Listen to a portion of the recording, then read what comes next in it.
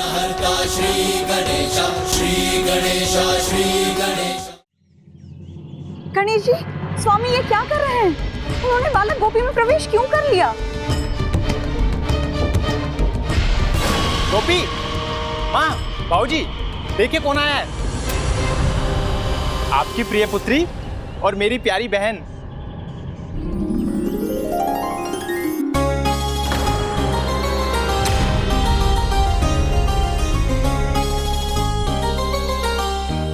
अरे माँ, बाबूजी, आप बैठिए ना, आप बैठिए। दीदी स्वयं आएंगे आपके पास।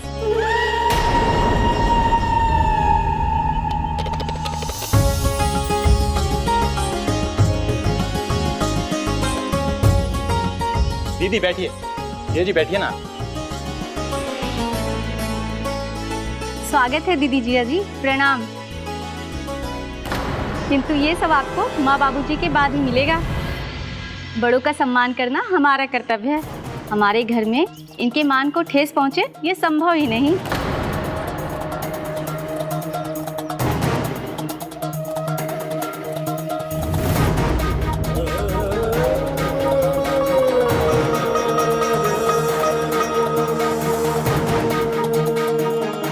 गोपी, आओ बुआ जी और फूफा जी को प्रणाम करो। प्रणाम बुआ जी। खुश रहो। प्रणाम फूफा जी। खुश रहो।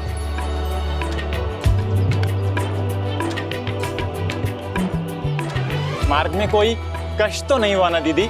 नहीं भैया, अपने माता पिता भैया भाभी से मिलने आने में भला कैसा कष्ट।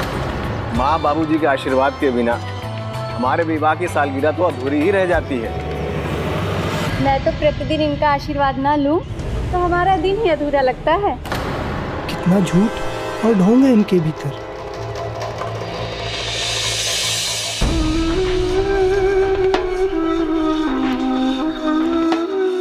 ये दोनों तो बहुत दूर से आए हैं। इनको तो हम लोग ने बातों में लगा लिया और खाने तो को पूछा ही नहीं। माँ जी, आप चिंता मत कीजिए, मैंने भोजन तैयार कर रखा है। ढेर सारे पकवान बनाए हैं, बस अभी लगा देती हूँ।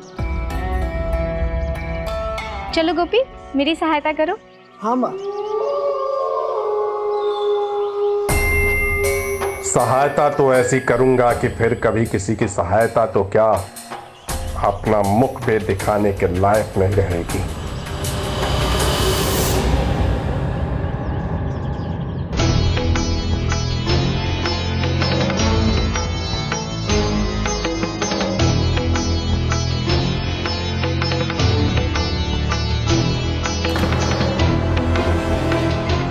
गोपी, क्या हुआ? दादा दादी के सामने भोजन के पात्र नहीं रखे? उनके लिए कोई विशेष पात्र है क्या? हाँ, विशेष है, बहुत विशेष है दीदी। इसीलिए इसने पात्र नहीं लगाए, क्योंकि ये तो प्रतिदिन मैं करता हूँ ना। माँ बाबूजी के लिए पात्र सजाकर उनको प्रतिदिन भोजन मैं ही परोसता हूँ। आज तुम्हारे आने की प्रसन्नता में मैं सब भूल गया। क्या करूं? तुम्हें देखकर इतना प्रसन्न जो हूं मैं दीदी।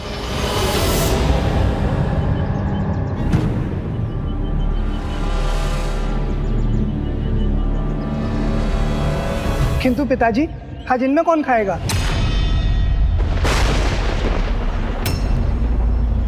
दादा दादी तो प्रतिदिन इनमें ही भोजन करते हैं। आज अचानक पीतल के थाल में भोजन परोस देंगे तो कहाँ अच्छा लगेगा उन्हें? खा ही नहीं पाएंगे वो तो। ये सब क्या है किशोर भैया? अब मैं क्या कहूँ? अब पिताजी हट करते हैं, है ना पिताजी? हाँ, हमें लगता है मिट्टी के पात्रों में भोजन अधिक सात्विक होता है। हाँ, देखो। लाओ पुत्र, हमें हमारे पात्र लाके दो।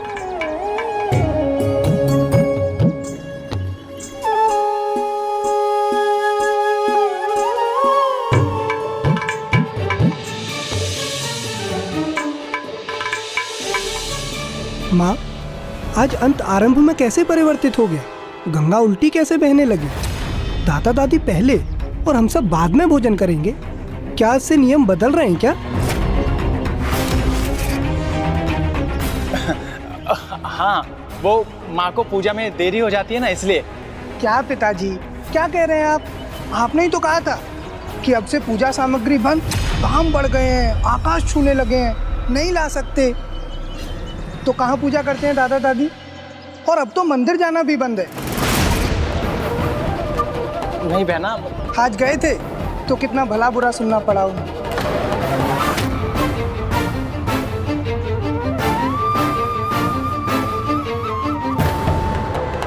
बुआ जी, दादा दादी का पेट तो मेरे से भी छोटा है। थोड़े से और बचे हुए भोजन में पेट भर जाता है उनका।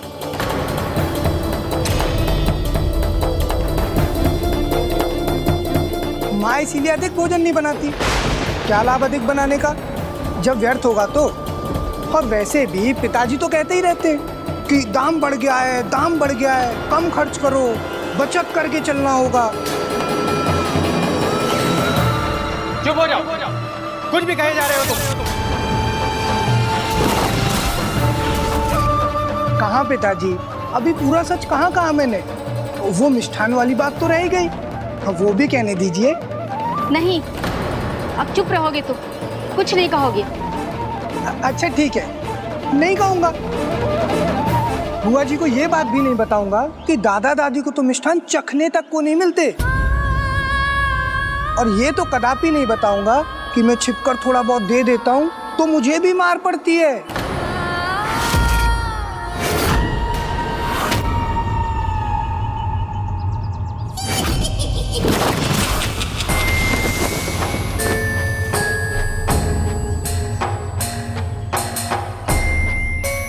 नहीं नहीं पिताजी, अगर आप नहीं चाहते तो मैं कुछ नहीं कहूंगा।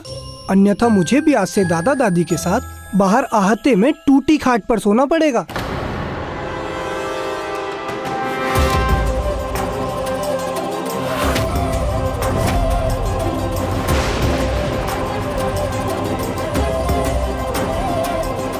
भैया, इतने कष्ट में है माँ बाबूजी आपके कारण।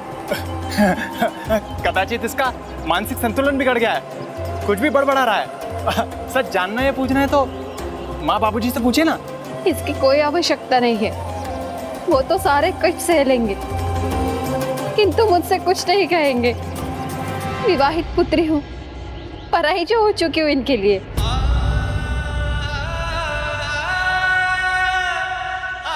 अरे नहीं नहीं दीदी, ये गोपी की बातों को अनसुना कर दीजिए। इसमें कोई सच्चाई नहीं है। ये तो जैसे कोई इसके भीतर कोई और घुस के बोल रहा है। हाँ हाँ, माँ ने एक सत्य तो कहा, मेरे भीतर कुछ आ गया है। चलो मैं बताता हूँ। पिशाच है मेरे भीतर, पिशाच है मेरे भीतर।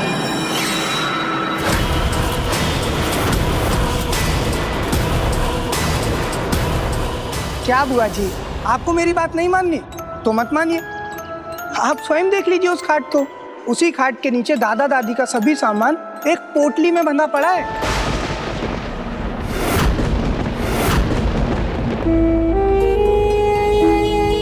रुको बहना,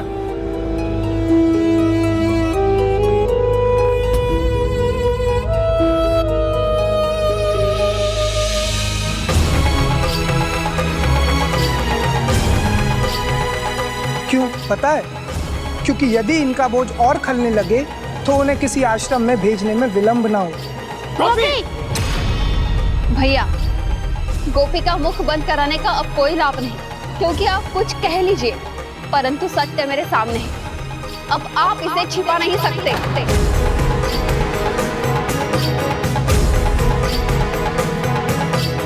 माँ, बाबूजी,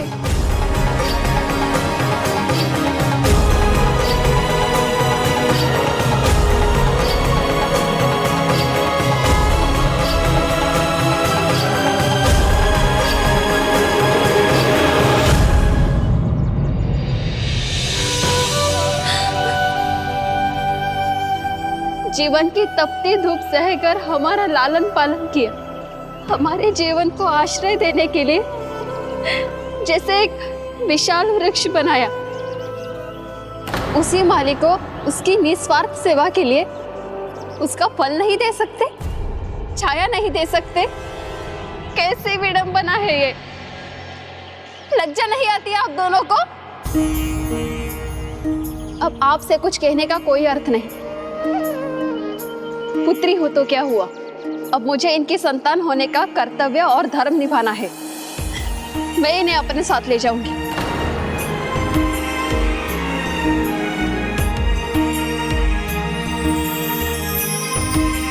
नहीं पुत्री, नहीं जा सकते। क्यों? क्यों नहीं चलेंगे आप मेरे साथ? अपने पुत्र के घर दूसरे बनकर रह सकते, परंतु मेरे साथ नहीं चल सकते। बेटी, लोग क्या कहेंगे? समाज क्या कहेगा बेटा? क्या लोग और समाज आकर आपका ध्यान रखेंगे? मुझे उसकी कोई चिंता नहीं, पर आप भी सुन लीजिए, यदि आप मुझे अपने पुत्र से कम समझेंगे तो मैं आपको बलपूर्वक ले जाऊंगी। अब दोनों को मेरे साथ चलना ही होगा। जिस घर में माता पिता का आदर ना हो, उस घर में भोजन तो क्या, एक पल के लिए मैं सांस भी नहीं ले सकती। यदि आप भी मुझसे उतना ही स्नेह करते जितना अपने पुत्र से, तो आप दोनों हमारे साथ चलेंगे। आप दोनों मेरे साथ चलेंगे ना?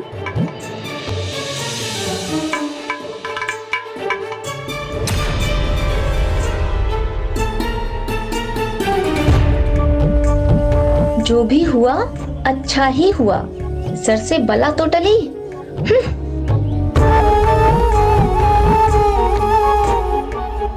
संतान की इच्छा रखने वाले यदि पुत्र और पुत्री में भेदभाव करते हैं तो कितनी बड़ी भूल करते हैं। पुत्री अपने माता पिता से स्नेह भी करती है, उनका ध्यान रखने में भी सक्षम होती है, और वो एक नहीं 2 कुलों 2 घरों के सभी दायित्व निभाती है। माता पिता की सेवा केवल दायित्व नहीं, प्रेम है, निश्चल प्रेम, जो पुत्रियों के हृदय में कहीं अधिक होता है। पुत्र पाकर माता पिता स्वयं को भाग्यवान समझते हैं, किंतु पुत्री तो स्वयं भाग्य लक्ष्मी के रूप में उनके घर जन्म लेती है। दादा दादी चले गए पर आपने रोका तक नहीं। गोपी, रुकिए। और कितनी भूल करेंगे आप? अभी थोड़ा आगे बढ़ते और वृद्धावस्था के भोजन का अपना पात्र तोड़ देते, और फिर आगे चलकर इसका बोझ भी मुझे ही उठाना पड़ता, और इसका मोल तब तक कितना बढ़ जाएगा आप तो भली भांति समझ सकते हैं। क्यों? और तब मेरे ऊपर मेरे परिवार का उत्तरदायित्व होगा। हे ईश्वर, मुझे तो ये सोचकर बड़ी चिंता हो रही है।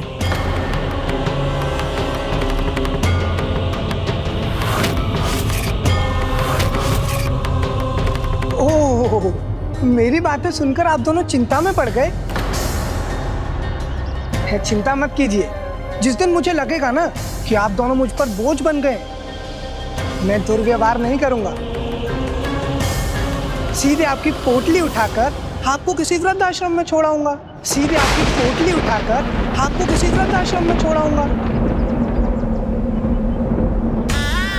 हमारी बुराई मत कीजिएगा, क्योंकि स्मरण है ना, रहना तो आपको हमारे साथ ही है। इस उम्र में ऐसा अपमान, ऐसे कटु वचन सुने बिना आपसे रहा नहीं जाता क्या? चुपचाप एक कोने में दुबके पड़े रहिए। हमें क्षमा कर दो पुत्र, हमें क्षमा कर दो। बेटा, हम समझ ही नहीं पाए कि लालच में हम क्या कर रहे हैं। क्षमा मांगनी है तो मुझसे नहीं, दादा दादी जी से मांगिए, और लौटा लाइए उन्हें। अवश्य।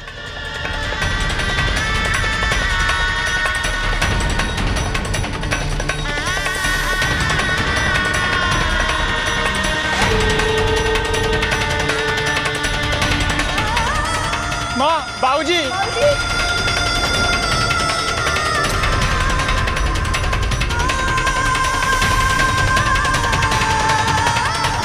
हमें क्षमा कर दीजिए बाबूजी,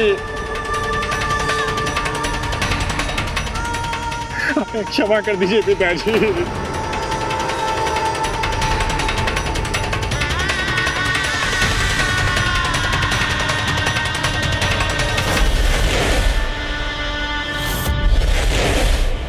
इन दोनों को सीख देने में आनंद आ गया। सीख देते देते यहाँ तो मुझसे एक सत्कर्म हो गया। ये भक्तों की कथा सुनने का प्रभाव है पुष्पदंत जी। आपने जो कथाएं सुनी, भक्तों की भक्ति की, कर्तव्य परायणता की, धर्म की, सुपथ पर चलने की, उसके कारण ही आज आप ये भलाई का कार्य कर सके हैं। और मुझे विश्वास है, पिशाच बनकर लोगों को सताने से अधिक आनंद आपको भक्त बनकर इस परिवार को जोड़ने में आया होगा। नहीं,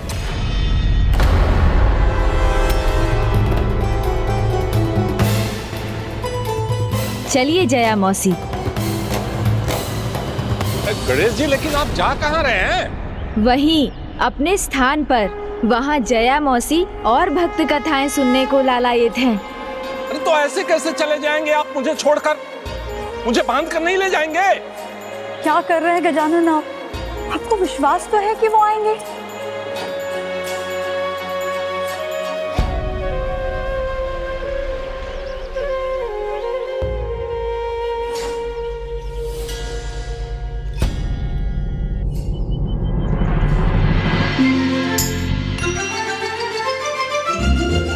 अरे गणेश जी, मैं कहीं दूर जाकर छुप जाऊंगा, आप ढूंढते रह जाएंगे, मिलूंगा नहीं। इस बार उनका स्वयं आना बहुत महत्वपूर्ण है।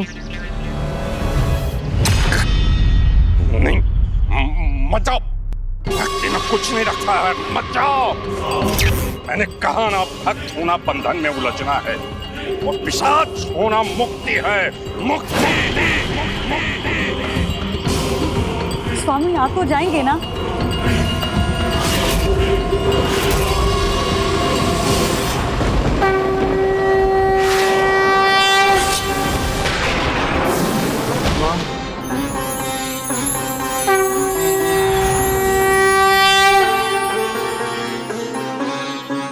पिशाच की स्वतंत्रता वास्तव में स्वतंत्रता नहीं।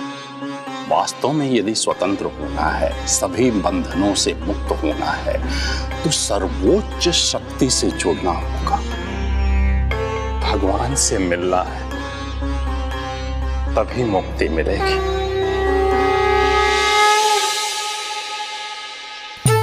मैं आ रहा हूँ, मैं आ रहा हूँ गणेश जी, मैं आ रहा हूँ प्रभु, प्रभु मैं आ गया। मुझे भी भक्तों की कथाएं सुननी है। आना है तो आइए। आपको रोका किसने है? किंतु स्वयं को रोक क्यों नहीं सके थे? भाग कर गए क्यों थे? मुझे मेरी पिशाची प्रवृत्ति से मुक्ति कहाँ मिली है गणेश जी? मन में कुछ प्रश्न है तो संकोच मत कीजिए, जो पूछना है पूछ लीजिए। प्रश्न तो बहुत सारे हैं गणेश जी। मैं अपने अंदर की पिशाची प्रवृत्ति से मुक्त क्यों नहीं हो पा रहा हूँ? अपने अंदर के अच्छाई को और बल क्यों नहीं दे पा रहा हूँ? बताइए ना गणेश जी, कैसे होगा? ये प्रश्न आपका ही नहीं, इस सृष्टि में सभी जीवों का है पुष्पदंत जी, क्योंकि स्वतंत्रता का झूठा भ्रम किसी को भी सरल किंतु अनुचित मार्ग की ओर आकर्षित कर देता है और उनके भीतर भी पिशाची स्वभाव घर कर जाता है। वहीं दूसरी ओर भक्ति और सत्य कर्म का मार्ग कठिन होता है, किंतु ये मार्ग व्यक्ति के भीतर के रावण का अंत कर देता है और जो इसका चुनाव करते हैं उन्हें मुक्ति ही नहीं मिलती, अपितु परमानंद की प्राप्ति भी होती है। वे सफल जीवन व्यतीत कर परमात्मा में समाहित होकर उनसे एकीकार हो जाते हैं। हाँ, मुक्ति भक्ति से ही संभव है। वही तो आज किया आपने। अपने भीतर के भक्त को ही नहीं जागृत किया, अपितु उसका प्रयोग कर आपने सबसे बड़ी भक्ति को भी जागृत किया। सबसे बड़ी भक्ति को?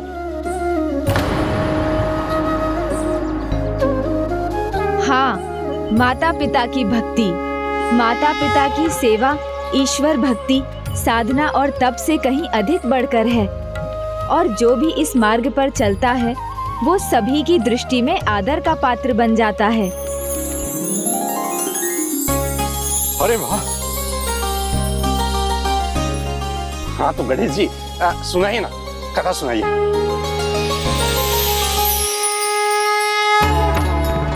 संसार में ऐसे अनेक मातृभक्त और पितृभक्त हुए हैं जो भगवान के समान पूजे जाते हैं। कौन कौन भक्त था गणेश जी? जैसे स्वयं प्रभु श्री राम, जो पिता के वचन का मान रखने के लिए 14 वर्षों के कठिन वनवास पर चले गए। श्रवण कुमार, जो अपने दृष्टिहीन और वृद्ध माता पिता को अपने कांधे पर लेकर उन्हें तीर्थ यात्रा करवाने ले गए थे, और परशुराम जी, जिन्होंने अपना संपूर्ण जीवन माता पिता पर ही न्योछावर कर दिया। और स्वयं आप प्रभु, आप भी तो माता पिता के भक्ति के श्रेष्ठ उदाहरण हैं। आपने भी तो माता पिता को सर्वोच्च मानकर, उन्हें संतान का संसार मानकर उनकी परिक्रमा की थी और प्रथम पूज्य होने का स्थान प्राप्त किया था। प्रभु, अब मैं आपका कथा वाचन भी समझने लगा हूँ। आपने ये भूमिका बांधी है तो अवश्य इससे जुड़ी कोई कथा भी सुनाएंगे। उनकी कथा, जिन्होंने अपने माता पिता की भक्ति में कुछ अनोखा, कुछ महान कार्य किया होगा। सत्य कहा। ऐसे महान भक्त जिसने न केवल अपने भीतर की पिशाची प्रवृत्ति पर विजय प्राप्त की, अपितु स्वयं ईश्वर को भी अपनी प्रतीक्षा करने पर विवश किया और धरती वासियों को धन्य किया। ये कथा है परम भक्त पुंडलिक की। ये वही भक्त पुंडलिक हैं जिनके कारण पंढरपुर विट्ठल का क्षेत्र स्थापित हुआ। प्रभु, मैं अति उत्सुक हूँ कथा सुनने के लिए। बताइए ना, उनके अंदर कैसी पिशाची प्रवृत्ति थी जिसके ऊपर उन्होंने विजय प्राप्त करी? पुंडलिक की कथा आरंभ होती है उनके माता पिता जानुदेव और सत्यवती से, जो सदा प्रभु श्री कृष्ण की भक्ति में डूबे रहते थे।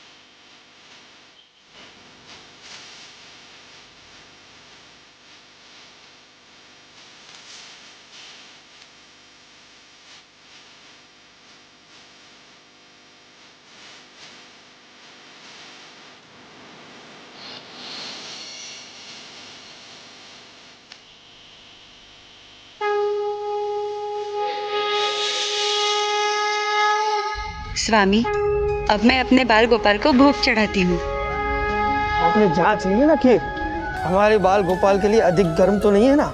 ऐसा विचार आपके मन में कैसे आया स्वामी? अपने बाल गोपाल को तो मैं आपसे कहीं अधिक स्नेह करती हूँ। जांच लिया है, तुम्हें निश्चिंत रहा।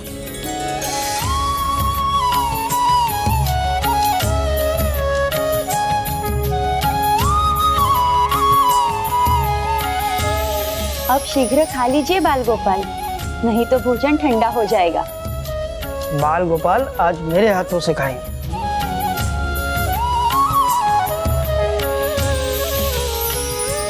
बड़ी अनोखी भक्ति थी उनकी। बाल कृष्ण गोपाल को अपने घर का सदस्य मानते थे। जागते तो सबसे पहले अपने बाल गोपाल को जगाते। जय गोपाला।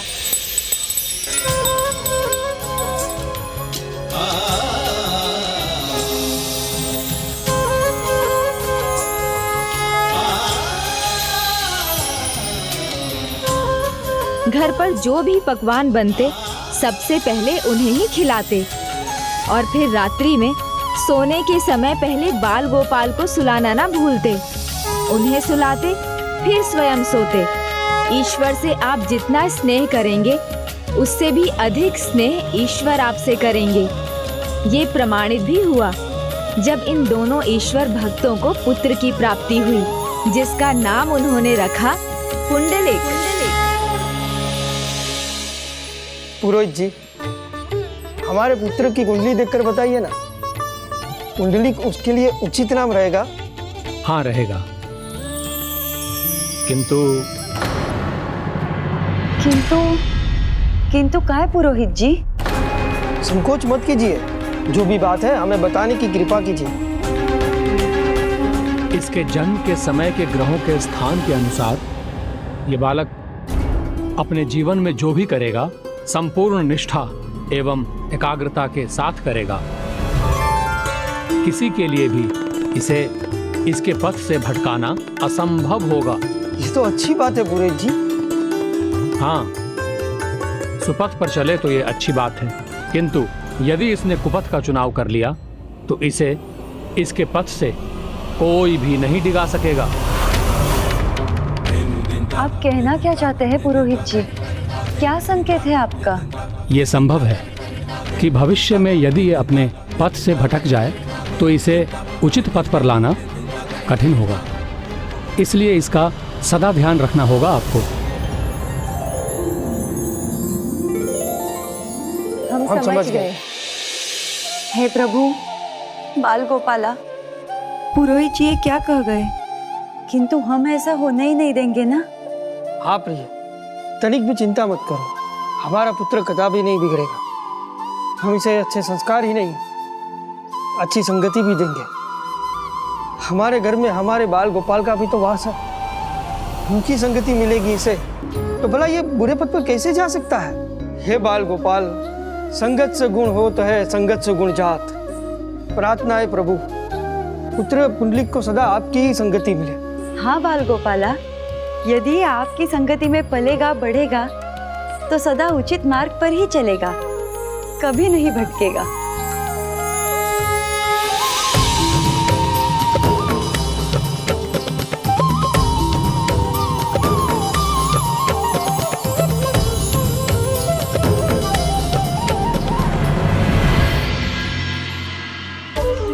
क्या हुआ प्रभु, आपने वंशी वादन क्यों रोक दिया? मेरे एक भक्त हैं जिनकी एक इच्छा है कि उनके पुत्र को बड़े होते हुए मेरी संगति मिले, जिससे वो कभी भी अपने पद से ना भटके। तो इसमें क्या समस्या है प्रभु? संगति, संस्कार हम नहीं, व्यक्ति के कर्म और उसके स्वयं के विचार ही निर्धारित करते हैं। तो क्या आपके भक्त के साथ भी ऐसा होने वाला है प्रभु? तो क्या होने वाला था प्रभु? क्या पुंडलिक को प्रभु परम श्री कृष्ण की संगति मिलने वाली थी? पुंडलिक की कुंडली के अनुसार वो हर कार्य निष्ठा और एकाग्रता से करेगा और उसके उदाहरण उसकी बाल्यावस्था से ही दिखने लगे थे।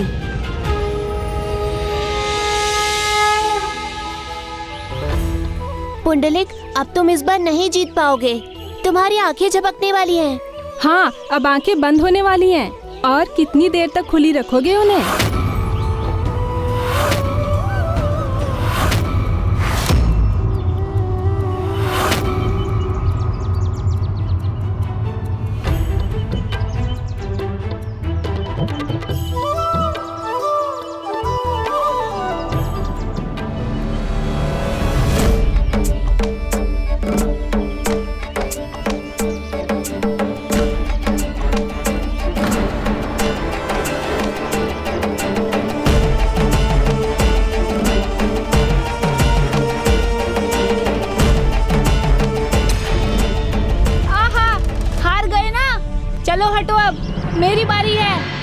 इस बार मैं देर तक टिक के दिखाऊंगा।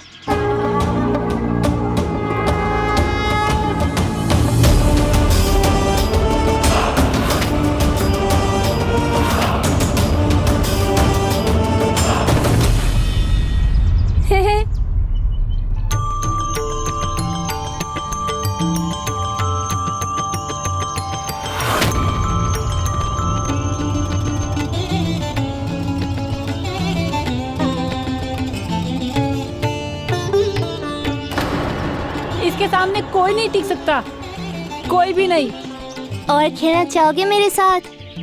नहीं नहीं, कोई लाभ नहीं है। तुमसे प्रतियोगिता में कोई नहीं जीत सकता। हम तो क्या। अरे अभी हम जा रहे हैं, हमें और नहीं खेलना तुम्हारे साथ। हम ऐसा खेल क्यों खेले जिसमें हम जीत ही ना सके? चलो फिर, मेरा कार्य भी हो गया और माला भी बन गई।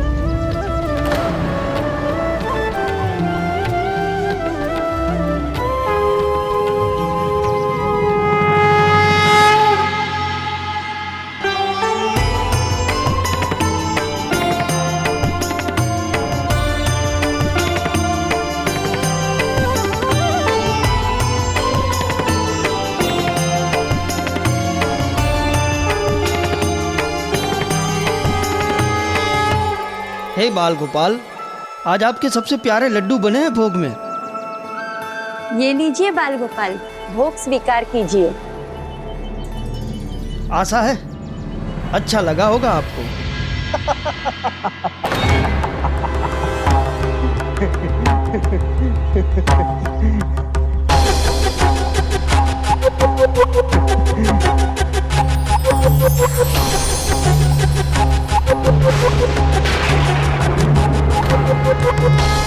काका,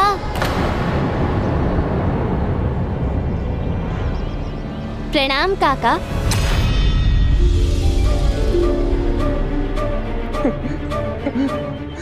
मुझे क्षमा करना भ्राता, मैंने अनजाने में आपका और आपकी भक्ति का उपहास किया।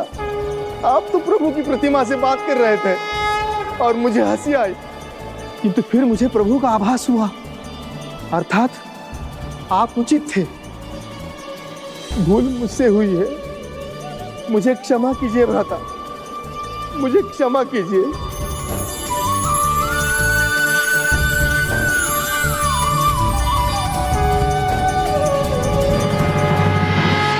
काका क्या कह रहे थे? क्या हुआ है उन्हें? किस बात का आभास हुआ है? और इस प्रकार चले क्यों गए? तुम्हारे काका को लगा कि मैं ऐसे ही प्रतिमा से बातें कर रहा हूँ।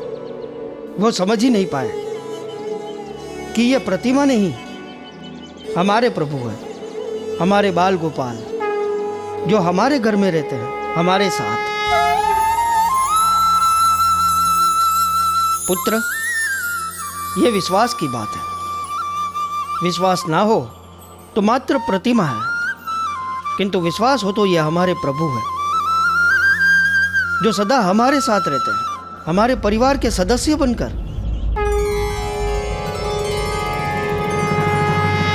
कुंडली, तुम्हारे पिताश्री उचित कह रहे हैं। संसार में कोई भी तुम्हारा साथ छोड़ दे, किंतु प्रभु तुम्हारा साथ कभी नहीं छोड़ेंगे।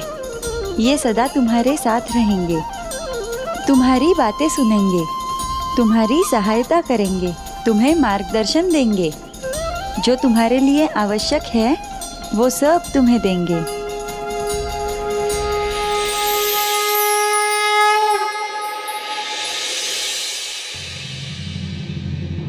संसार में कोई भी तुम्हारा साथ छोड़ दे, किंतु प्रभु तुम्हारा साथ कभी नहीं छोड़ेंगे।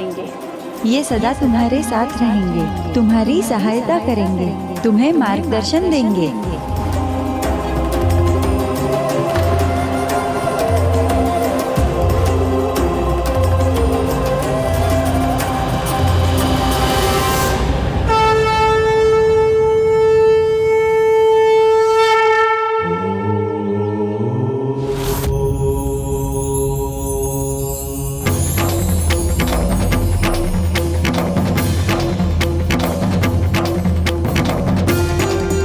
प्रभु, मेरी गोपाला। जिसका जैसा विश्वास, उस रूप में प्रभु गोपाला को देख सकते हैं। अपने बाल गोपाल के रूप में या अपने इष्ट भगवान के रूप में।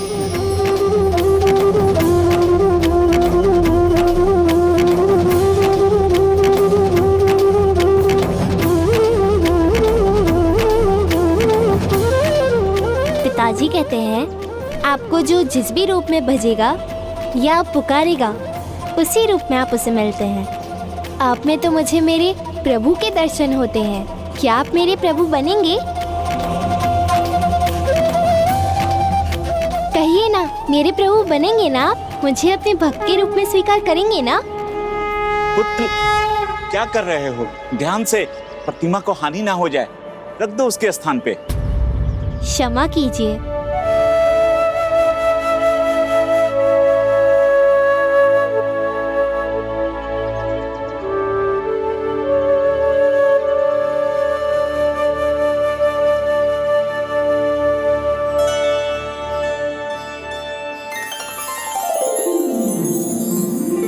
पुत्र, तुम्हें प्रतिमा चाहिए क्या? मुझे मिल सकती है क्या मेरी गोपाला की प्रतिमा? हाँ, क्यों नहीं। बस तुम मेरे मूर्ति बनाने के श्रम का भुगतान कर दो और ले जाओ अपने गोपाल को। और वैसे भी बिना मूल चुकाए कभी भी किसी से कोई चीज नहीं लेनी चाहिए। मैं दूंगा, अवश्य दूंगा आपको इसका मूल। तो बताओ, क्या दोगे मूल? किंतु मेरे पास तो कुछ भी नहीं है। तो अब क्या करें?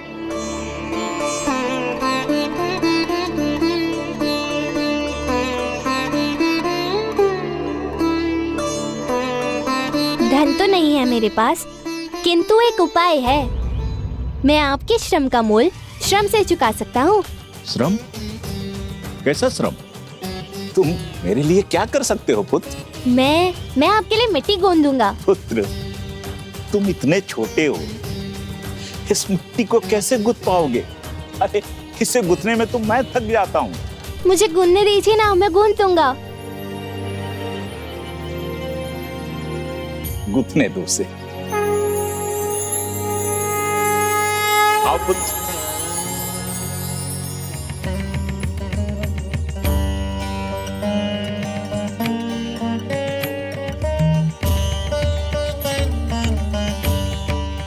पुत्र, इस पूरी मिट्टी को गूंथकर इसे पात्र बनाने के योग बना सकोगे तभी प्रतिमा मिलेगी, अन्यथा नहीं।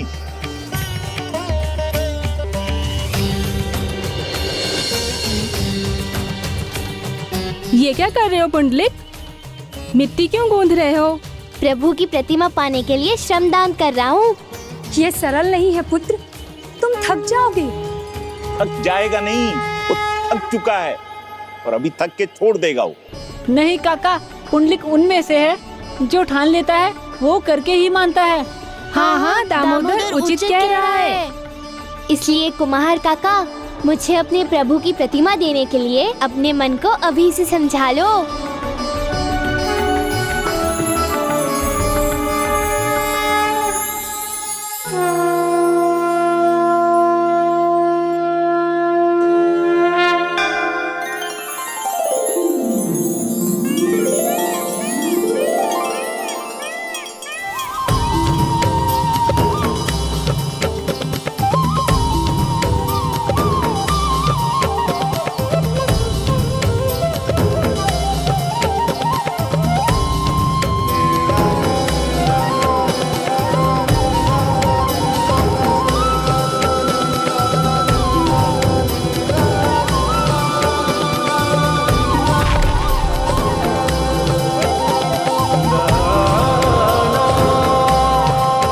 श्रम तो रंग ला रहा है पुत्र। हाँ, इस बालक में इतनी एकाग्रता कहाँ देखने को मिलती है। भगवान की भक्ति का सुर लग गया है इसे। ये तो आज अपने प्रभु कृष्ण को पाकर ही रहेगा। गोविंद बोलो, हरि गोपाल बोलो, गोविंद बोलो, हरि गोपाल बोलो, राधा रमण हरि गोपाल बोलो, राधा रमण हरि गोपाल बोलो, गोविंद बोलो। रहने दो पुत्र, अब छोड़ दो। तुम मिट्टी नहीं कूद सकोगे। थक गए हो तुम, जाओ इसे हमारे लिए छोड़ दो, हम कर लेंगे। प्रभु, आज पुंडलिक के बिना घर नहीं जाएगा। फिर क्या हुआ प्रभु? क्या वो उस कार्य को संपन्न करके प्रतिमा को पा सका?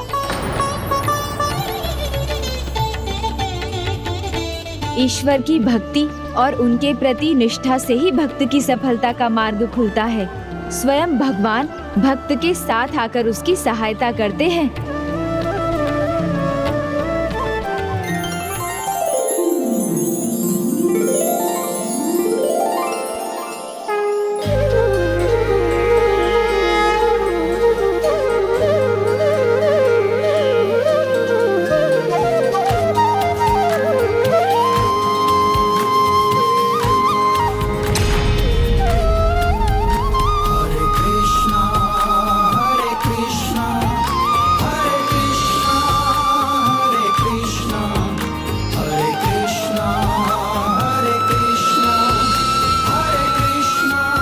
प्रभु, ये छाया अवश्य ये आपकी ही लीला है।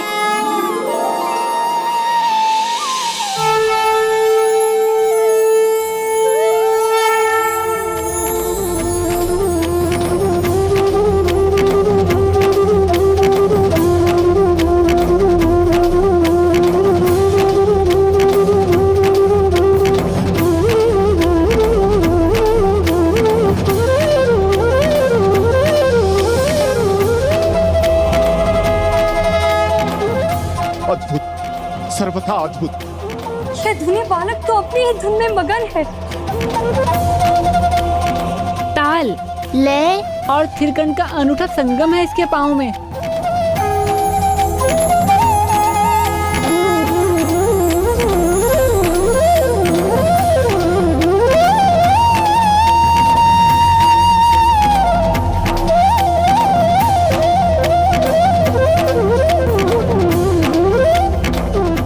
भक्ति की शक्ति ने तो मुझे भी भाव विभोर कर दिया है।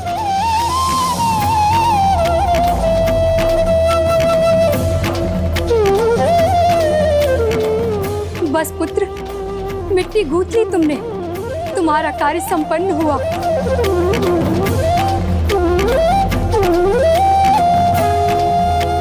पुत्र पुंडली, तुम्हारी तन्मय भक्ति और तुम्हारा श्रम सफल हुआ है। मैं अब चाहकर भी तुम्हें तुम्हारी प्रतिमा ले जाने से नहीं रोक सकता हूँ। रुक जाओ पुत्र, ले जाओ अपने प्रभु को, पुत्र ले जाओ।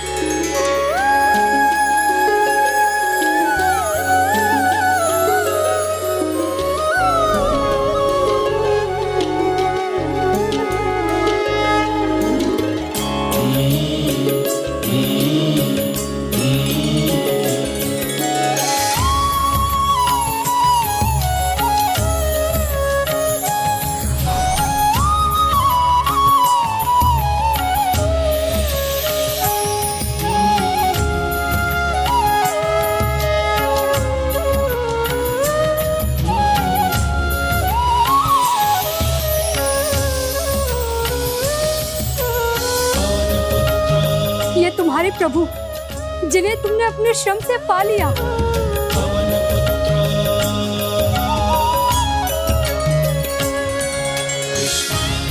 श्रम से नहीं, अपनी निश्चल भक्ति से उन्हें पाया है भक्त पुंडलिक ने। जय गोविंदा, जय गोपाला।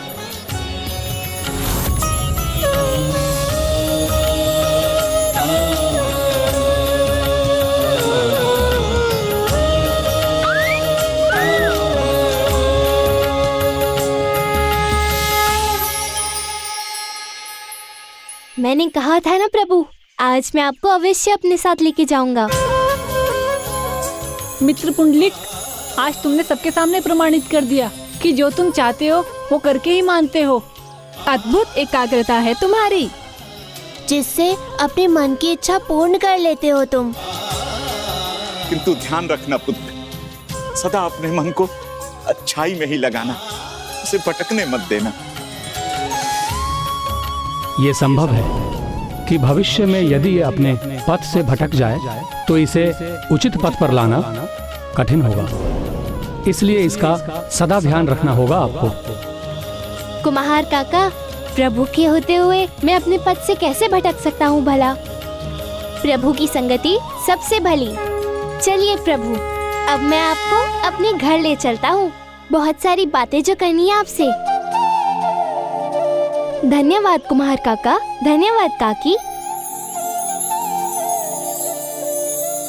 देखो मित्र, ये मेरे प्रभु हैं, उनकी प्रतिमा है और आज से ये सदा मेरे साथ रहेंगे, मेरे मित्र बनकर। चलिए प्रभु।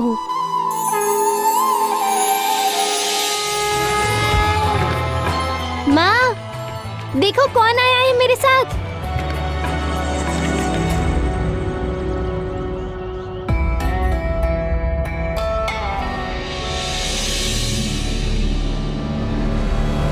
पुत्र, ये क्या हुआ तुम्हें?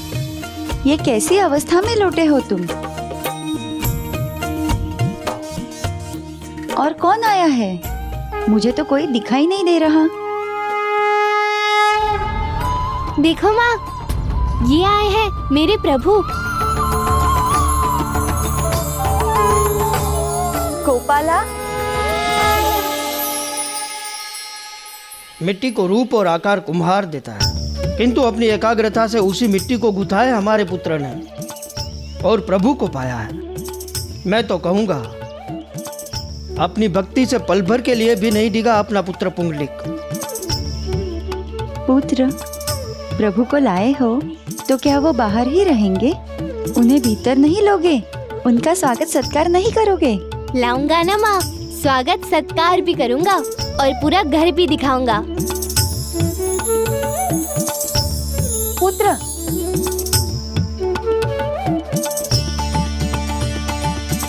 उसके पाँव स्वच्छ नहीं किए उसने।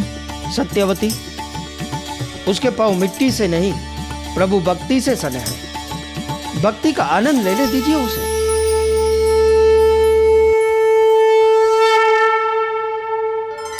ये है पूजा घर, भगवान की भक्ति का पूजा का कक्ष। यहाँ आते ही आनंद का अनुभव होता है। और ये है हमारे गोपाला, आप ही के तो रूप है ना? हाँ पुत्र, ये भी इन्हीं के ही रूप है। लाओ, इन्हें मुझे दे दो, मैं इन्हें यही स्थापित कर देती हूँ। नहीं माँ, आपके गोपाला है ना आपके पास? ये मेरे प्रभु हैं, ये मेरे साथ मेरे कक्ष में रहेंगे।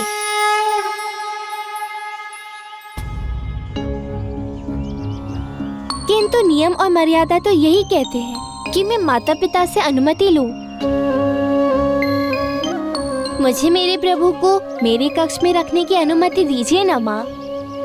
अनुमति दे दीजिए, बालक है, अपने कक्ष में रख सकता है इन्हें। किंतु आपको आपके प्रभु का ध्यान रखना होगा। हाँ माँ, मैं अपने प्रभु का पूरा ध्यान रखूंगा और उन्हें कोई भी कष्ट पहुँचने नहीं दूंगा। ये मेरे प्रभु हैं, मैं इनकी सेवा करूंगा।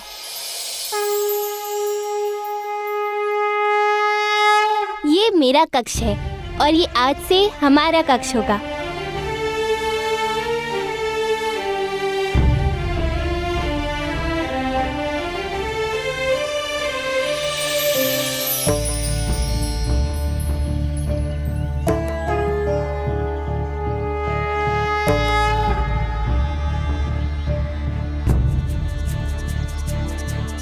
हमारे कक्ष में आपका स्वागत है प्रभु।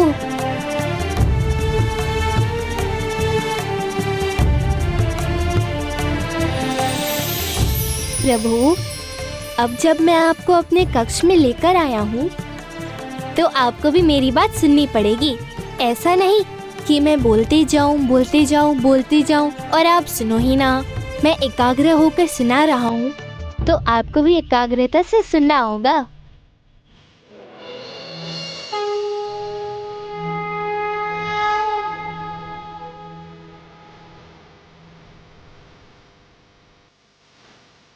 प्रभु गोपाला तो सब सुनते हैं, बस श्रद्धा और भक्ति से कहने की आवश्यकता है। हमने उससे कहा था कि हमारे पुत्र को सदा अपनी संगति में रखे, और देखो प्रभु स्वयं आ गए। जय गोविंदा, जय गोपाला।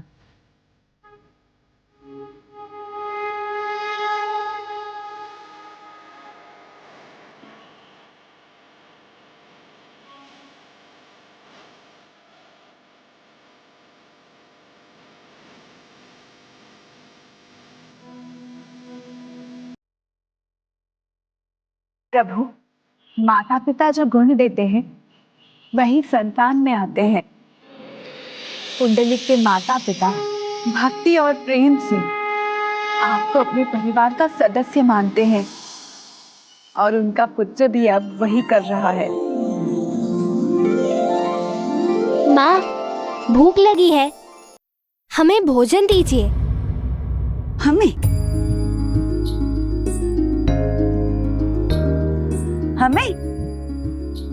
और कौन है तुम्हारे साथ? आप भूल गई क्या माँ? मैं अब अकेला कहाँ? मेरे साथ तो मेरे प्रभु है ना। हम देते।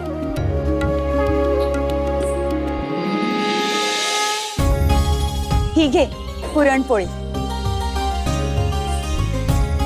वाह, पुरण पोली, ये तो बहुत स्वादिष्ट होगी ना माँ? किंतु ये तो प्रभु का भाग है, मेरा भाग कहाँ? रुको, हाँ देती हूँ।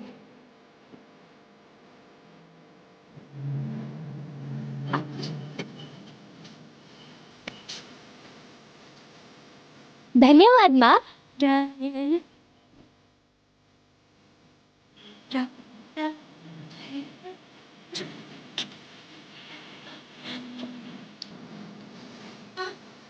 ये आपके लिए। कितनी स्वादिष्ट होती है ना माँ की पूरनपोली।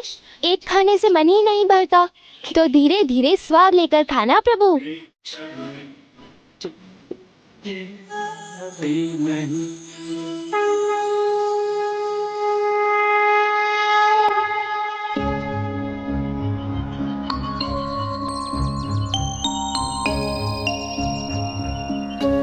प्रभु, लगता है भक्ति की संगति का आनंद तो आपको आने भी लगा है। आपको तो ज्ञात है राधा, प्रभु सदा अपने भक्तों की संगत के भूखे रहते हैं। हम उनके साथ रहते हैं जब तक भक्त हमें अपने हृदय और मन में रखकर आनंदित होते हैं। आपकी इस मुस्कान के पीछे क्या रहस्य है प्रभु? तब तो मैं यही मनाऊंगी कि आपके और आपके इस भक्त के संबंध में कोई परिवर्तन नहीं आए। परिवर्तन तो प्रकृति है प्रिय, फिर वो संस्कार और विचारों की ही क्यों ना हो। माता पिता संस्कार तो दे सकते हैं किंतु विचार नहीं, और यदि विचारों में परिवर्तन आया तो संस्कार और संगति में परिवर्तन निश्चित है। तब तो मैं यही मनाऊंगी कि उसके विचार कभी ना बदले।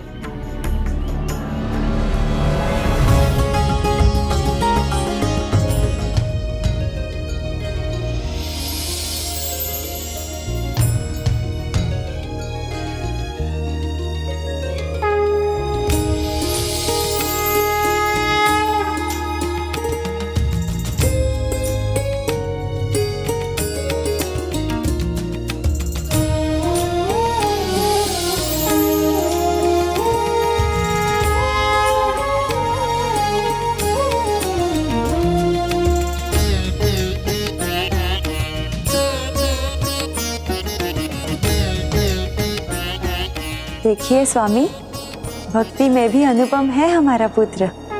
इसे प्रभु के चरणों में सो गया। स्वामी, आप व्यर्थ ही पुत्र पुंडलिक की चिंता करते हैं। जो इस प्रकार प्रभु की संगति में आ जाए वो कभी पथभ्रष्ट नहीं हो सकता। सत्य कहा माता सत्यवती ने, प्रभु की संगति तो उद्धार का द्वार है।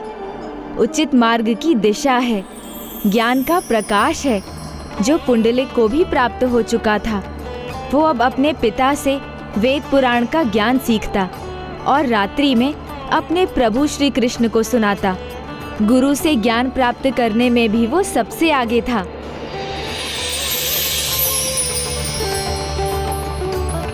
शिष्यों, ध्यान से सुनने से ही तुम इस पद के गूढ़ रहस्य को समझ सकोगे। श्री कृष्ण शरणम मम। हे गोपाल अब तो जीवन हारे, हे गोपाल अब तो जीवन हारे। नीर पिवन है तू गयो सिंधु के किनारे, सिंध बीच बसत ग्राह चरण दे पछारे। हे गोपाल अब तो जीवन हारे।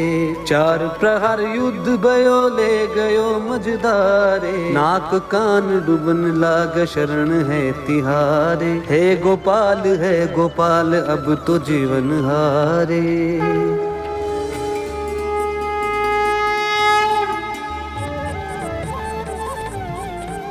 तुम सब ने इस पद को बड़े ध्यान से सुना। तुम में से कौन बता सकता है कि इस भजन में ग्राह, सिंधु और चार प्रहर का वास्तविक अर्थ क्या है? पुंडलिक, क्या तुम मेरे प्रश्न का उत्तर दे सकते हो?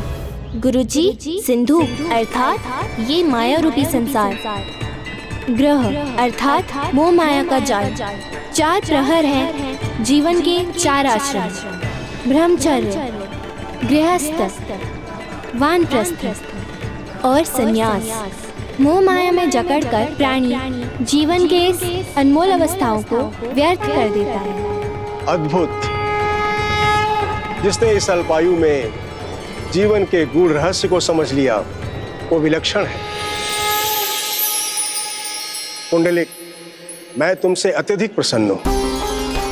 शिष्यों, हम अपने जीवन में एक दूसरे से कुछ न कुछ सीखते रहते हैं। आज हमें पुंडलिक ने सिखाया कि जो एकाग्रता से सुनेगा वो पूर्ण रूप से समझ सकेगा। अति उत्तम पुंडलिक। प्रभु गोविंद की कृपा इस प्रकार तुम पर सदैव बनी रहेगी और इसी प्रकार तुम सदैव ज्ञान के पथ पर अग्रसर रहोगे। यह मेरा आशीर्वाद है।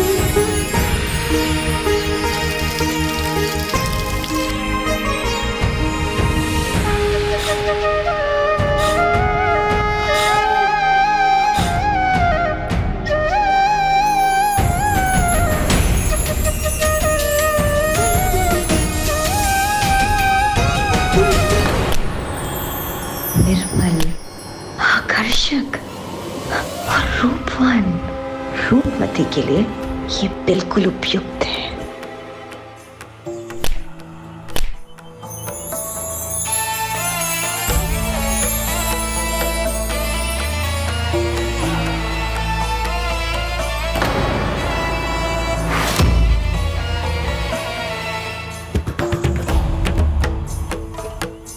ये पुंडलिक तो सभी की आंखों में समा गया है। हाँ, सबका धन इस पर ही रहा तो हमको कौन देखेगा?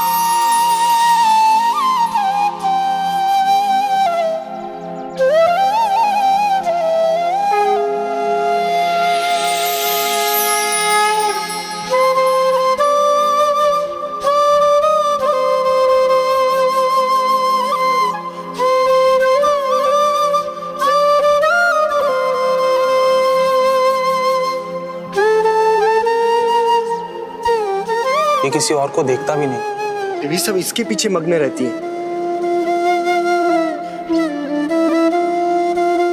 तो हमें ये कुछ करना होगा। हाँ, इसे अपने गुट में मिलाना होगा, तभी इन सब की दृष्टि हम पर पड़ेगी।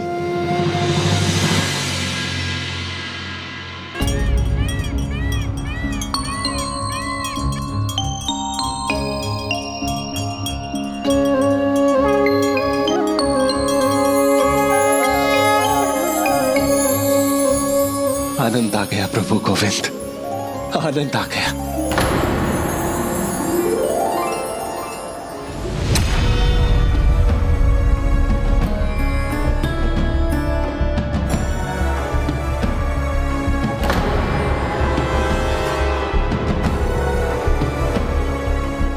ओह, यहाँ प्रभु नहीं, स्त्रियां हैं।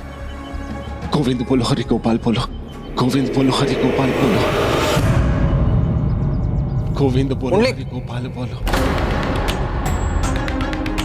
वंशी तो बहुत अच्छा बजाते हो पुंडलिक। मोहित कर लेते हो सभी को। बहुत ही अच्छा उपाय ढूंढा है। अच्छा लगा आप लोगों को? तो फिर संध्या के समय पिताजी की ज्ञान सभा में अवश्य आना। प्रभु भजन के समय बजाने के लिए तो बांसुरी सीखी है मैंने।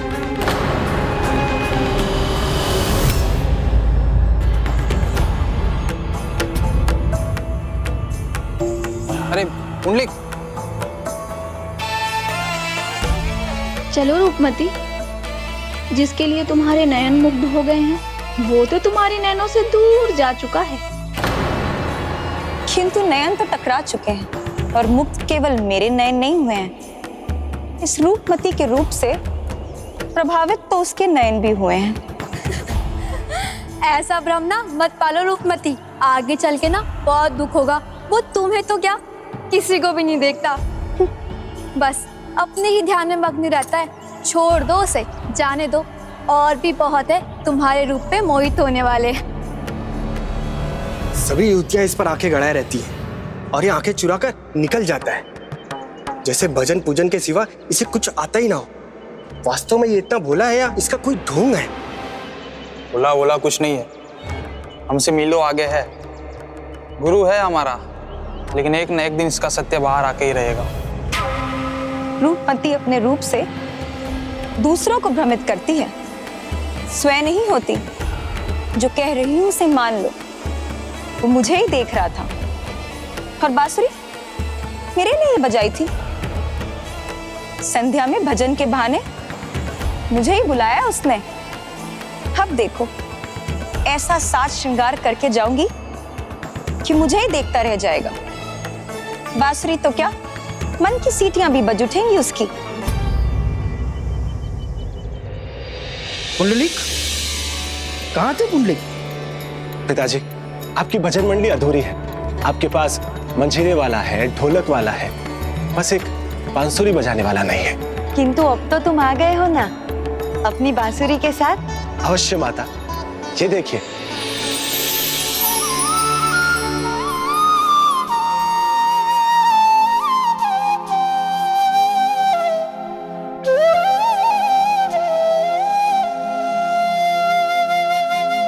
वाह, क्या सुर लगाया।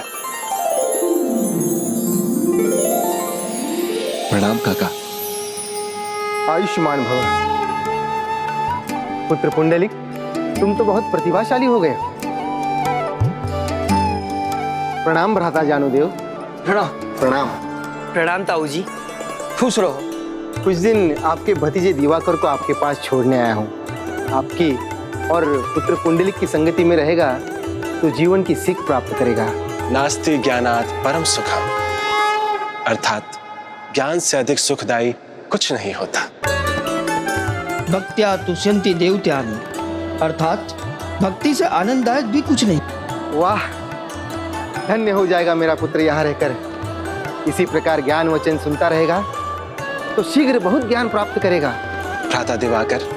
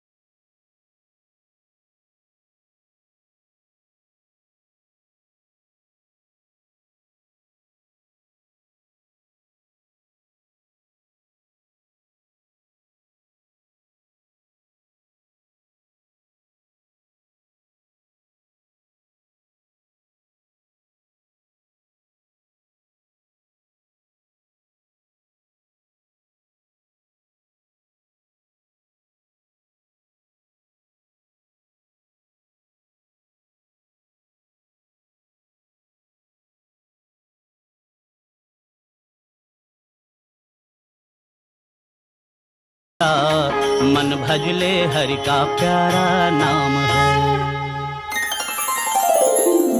जय गोविंदा, जय गोपाल, जय गोपाला, जय गोविंदा, जय गोपाला।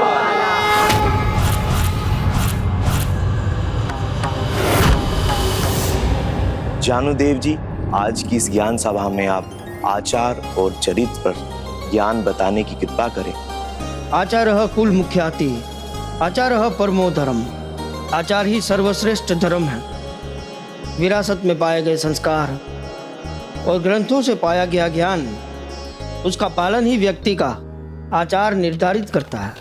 उत्तम आचार दीर्घ आयु देता है, प्रशंसा और ख्याति का पात्र बनाता है, और आचार बुरा हो तो विपत्ति और अपमान ही आते हैं।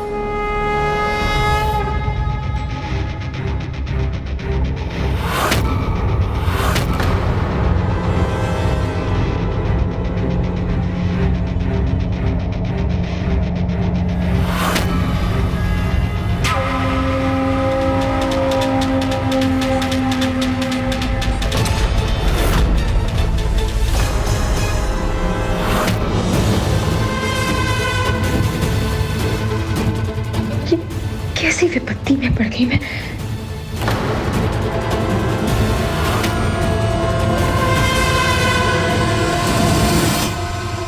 आचार से चरित्र निर्धारित होता है, और व्यक्ति के चरित्र से ही ज्ञात होता है कि वो कितना पवित्र है। चारित्रेण विहीन श्रुत्वानपि नाही प्रशस्यते शब्दिः।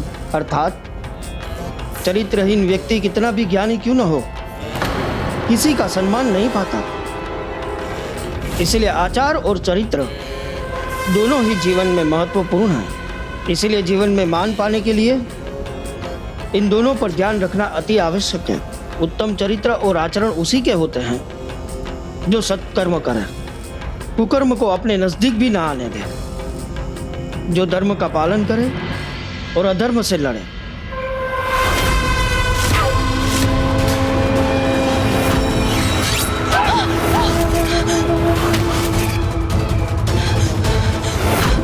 तक बचोगी मुझसे? बचाओ! बचाओ! कोई है? बचाओ! बचाओ! बचाओ!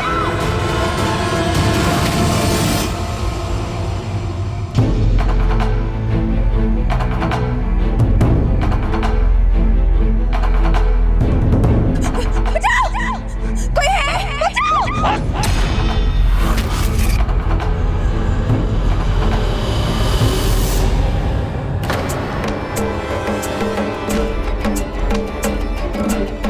सावधान पुंडलिक, उसके हाथ में शस्त्र है।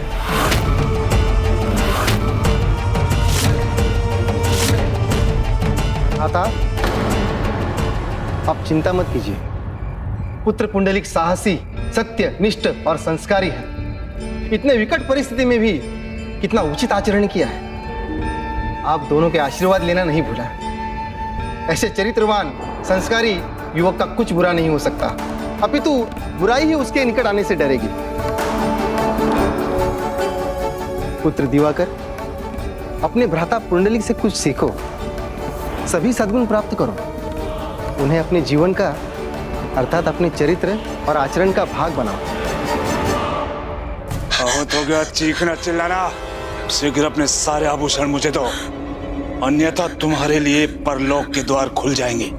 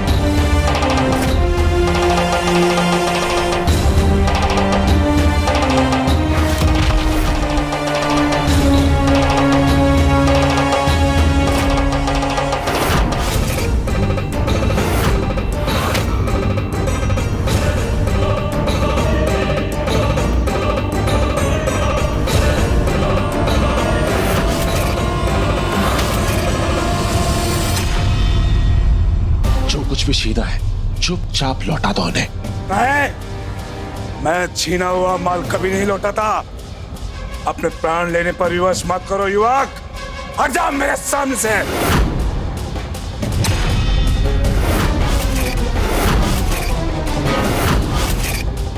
लगता है तुम्हें अपने प्राणों की चिंता नहीं है।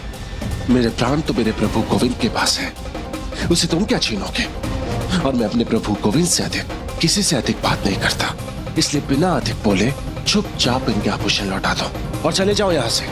मैं तो जाऊंगा, लेकिन पहले तुम्हें परलोक पहुंचाऊंगा।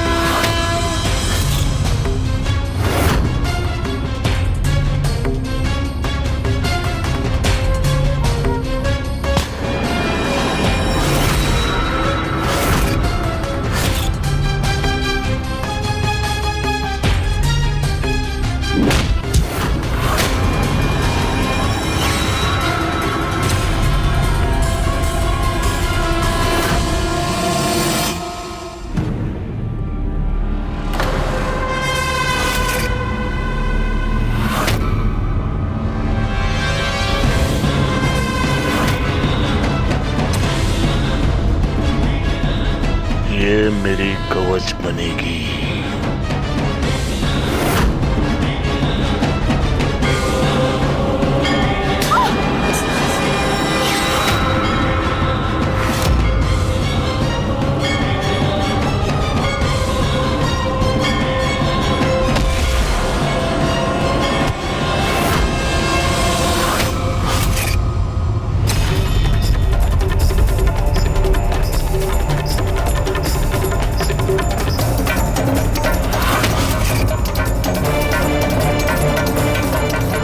कितना बचाव करोगे?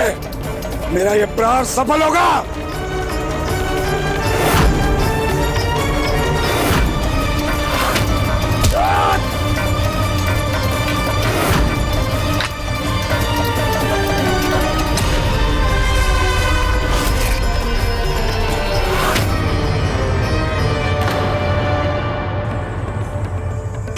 अद्भुत था ये स्पर्श, ऐसा अनुभव तो मुझे पहले कभी नहीं हुआ।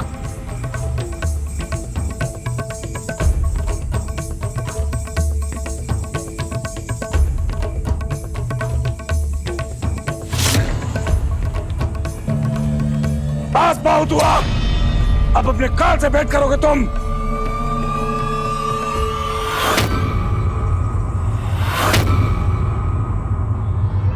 और के हाथों में खड़क था स्वामी, वो पकड़ा तो गया होगा ना? मला चिंता वाटते, पुत्र पुंडलिक अभी तक लौटा क्यों नहीं? हे गोपाला, हमारे पुत्र की रक्षा करना। आप चिंतित मत होइए ताऊ जी, मैं भी जाकर भ्राता को देख कर आता हूँ। अब जाओ अपने गोविंद के पास। मेरे गोविंद मेरी शक्ति है।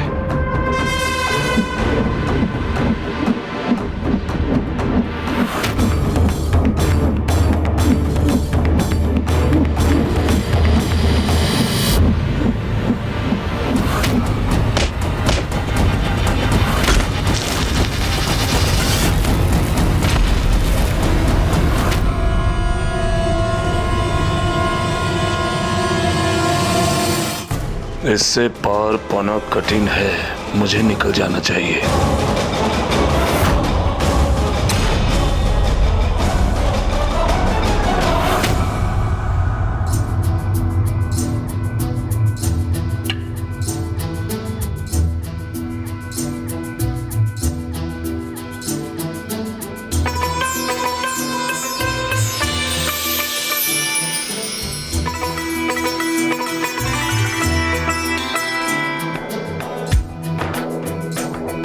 पुंडलिकी जय हो, पुंडलिकी जय हो, पुंडलिकी जय हो, पुंडलिकी जय हो।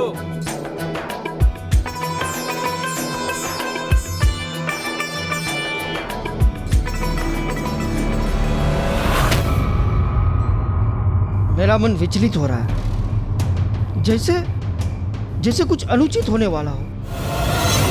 भ्राता, आप व्यर्थ चिंता कर रहे हैं। पुत्र पुंडलिक को उचित अनुचित का भेद ज्ञात है। वो सुपथ पर अड़िग है, उससे वो कभी नहीं भटकता। हाँ, भटके हुओं को वो उचित मार्ग दिखाता है।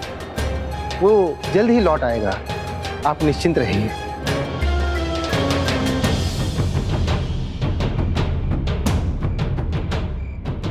ये लीजिए आपके आभूषण।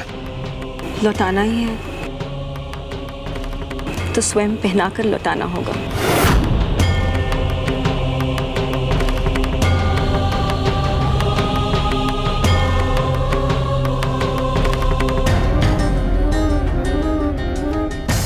नहीं नहीं, ये उचित नहीं होगा, आप स्वयं ले लीजिए। पुंडलिक, ये क्या कर रहे हो? उनके अनुरोध को ठुकरा रहे हो तुम? हाँ, वो तुमसे मांग क्या रही है? बस थोड़ी सी सहायता तो कर दो ना। हाँ, भयभीत है, सहमी हुई है वो। उनकी सहायता करने से पीछे नहीं हटना चाहिए। ये तो शिष्टाचार के विरुद्ध है। पुंडलिक, पुंडलिक, पुंडलिक, पुंडलिक, पुंडलिक, पुंडलिक, पुंडलिक, पुंडलिक, पुंडलिक, पुंडलिक, पुंडलिक, पुंडलिक, पुंडलिक, पुंडलिक, पुंडलिक, पुंडलिक, पुंडलिक, पुंडलिक।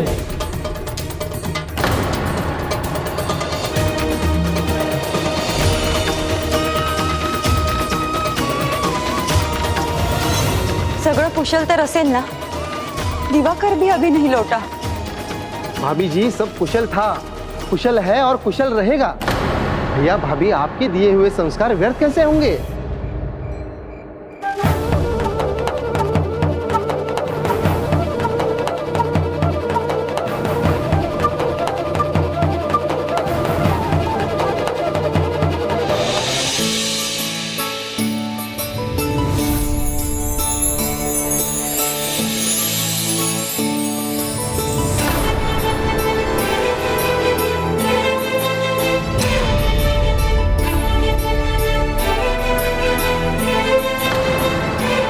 वो जो चाहती है, इसमें कुछ अनुचित तो नहीं? चलो पहना दो उनके आभूषण उन्हें।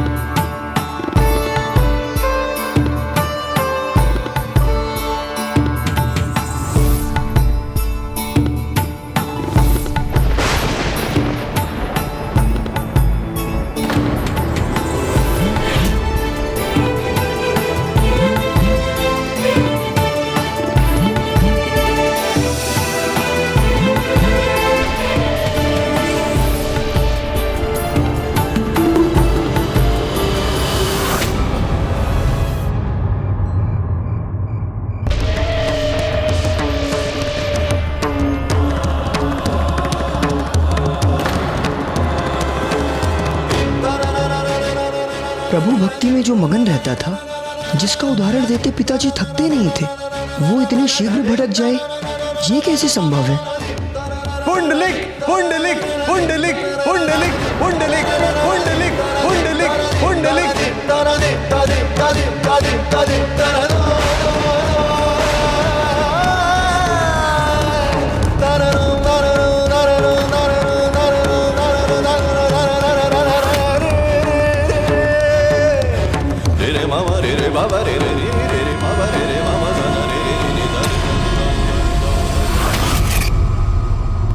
पुत्र दिवाकर, दिवाकर, पुंडलिक कहाँ है? सब कुशल तो है ना?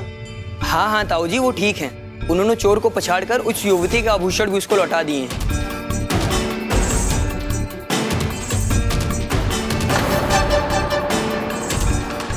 तो फिर तुम इतने उदास और निराश क्यों? तो क्या पुंडलिक का एक अलग ही रूप दिखने वाला था? हाँ प्रभु, प्रभु बताइए ना। हाँ प्रभु, बताइए ना, क्या उसके चरित्र में, आचरण में और संगति में बड़ा परिवर्तन आने वाला था?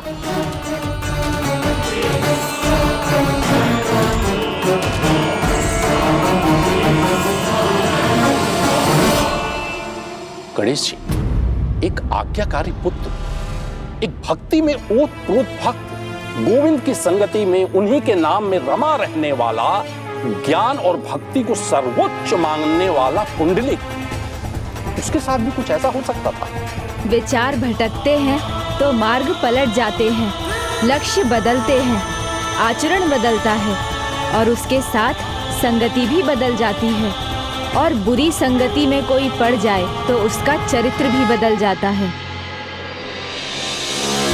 मित्रों,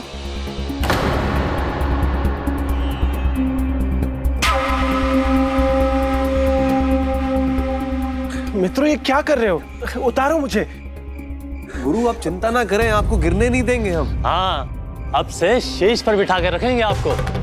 प्रेम का गुरु कौन है? प्रेम का गुरु कौन है? मन का स्वामी कौन है? मन का स्वामी कौन है? प्रेम का स्वामी कौन है?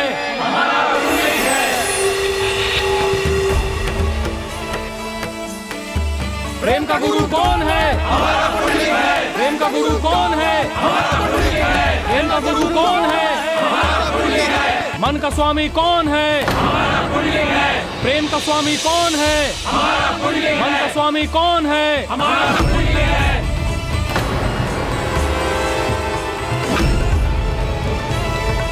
रूपमती के प्रेम पाश से भला कौन बच सका है आज तक? तो ये पुंडलिक कैसे बच सकता है? गुरु, आपने दृष्टि के बाण एक ही स्थान पे क्यों टिका रखे हैं? देखिए कितने हृदय आपके लिए लालाहित हैं।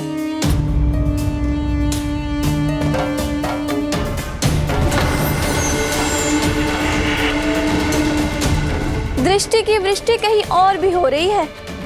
भ्रम दूर कर लो अपना, तुम अकेली नहीं हो अब।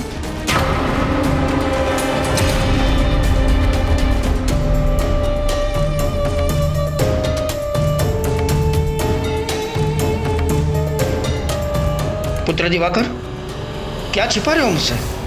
हाँ पुत्र, यदि पुंडलिक कुशल है तो तुम इतने चिंतित और विचलित क्यों हो? क्या कहूँ इन्हें? जो मैंने देखा है, जब स्वयं मुझे उस पर विश्वास नहीं हुआ तो फिर इन्हें कैसे बताऊं? अपने पुत्र पर इन्हें इतना विश्वास है तो इनका भ्रम मेरे कहने से कैसे टूटेगा? प्रेम का गुरु कौन है? प्रेम का गुरु कौन है? ध्यान से देखिए, कितनी सुंदरता से वंचित कर रखा था आपने अपने आप को।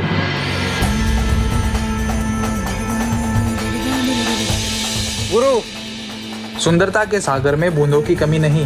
हमारे गांव में अनेक सुंदर लड़कियां हैं और अभी तो बस आरंभ है, छान छान है बस, यदि आप सुनना चाहे। गुरु, देखा अपने घर में उस प्रतिमा की देख रेख करने में इस सब सुंदरता से दूर रखा था आपने।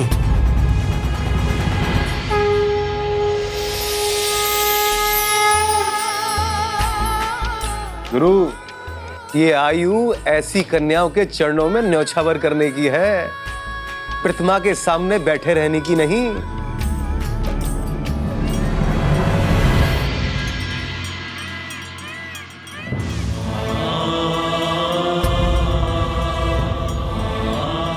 जिनके अधरों पर सदा मधुर मुस्कान होती है, जिनकी मुरली की धुन संसार में आनंद का संचार करती है, उनके मुख पर गहन विचार की रेखा। क्या हुआ प्रभु?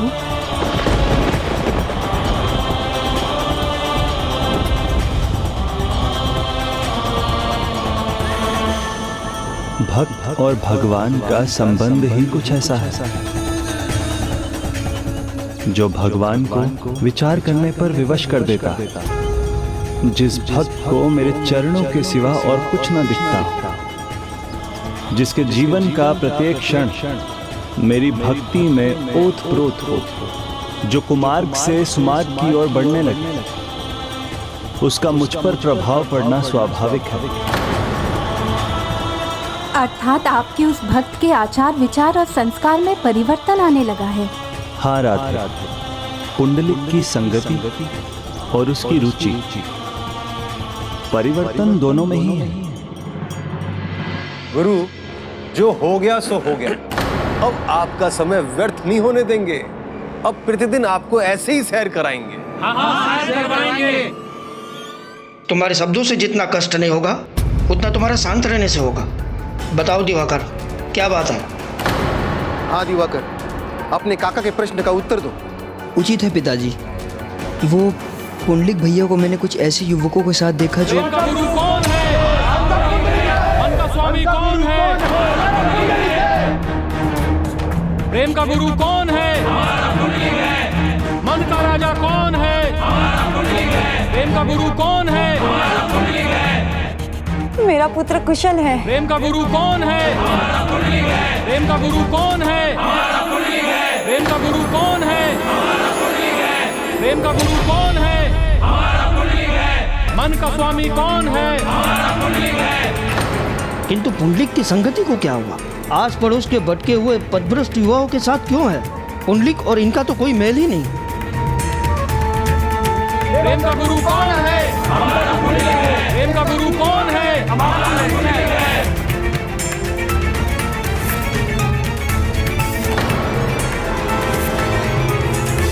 पुत्र तुम लौट आए, तुम ठीक तो हो ना? हो आई। हाँ मौसी, पुंडलिक तो ठीक है, किंतु वो चोर, उसके बारे में कुछ नहीं कहा जा सकता। ठीक ही तो कर दिया इन्होंने उसे।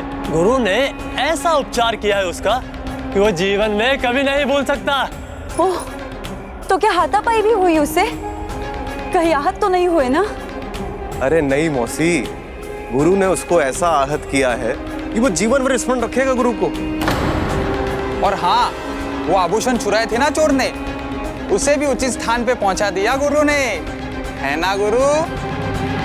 इसीलिए तो हम सभी ने भाव पुंडलिक को अपना गुरु बना लिया है।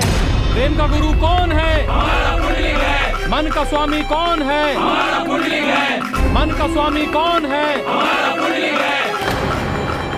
ये संभव है कि भविष्य में यदि ये अपने पथ से भटक जाए तो इसे उचित पथ पर लाना कठिन होगा।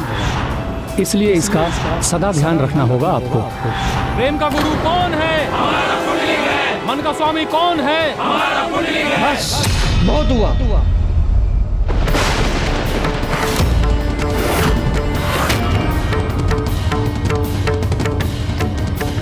अब अधिक रात्रि हो चुकी है, तुम सब अपने घर जाओ।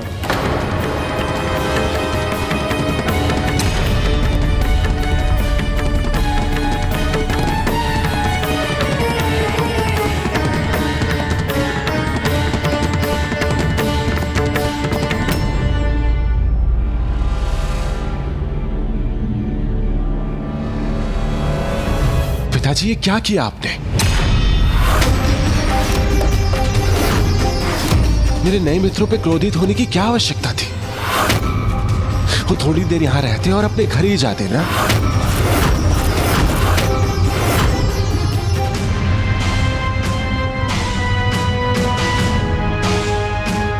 तुम्हारे नए मित्रों ने ये जो तुम्हें नए संस्कार और शिष्टाचार के नियम सिखाए हैं ना, ये उसी का प्रभाव है। तभी तो तुम अपने पिता से इतनी उच्च स्वर में बात कर रहे हो।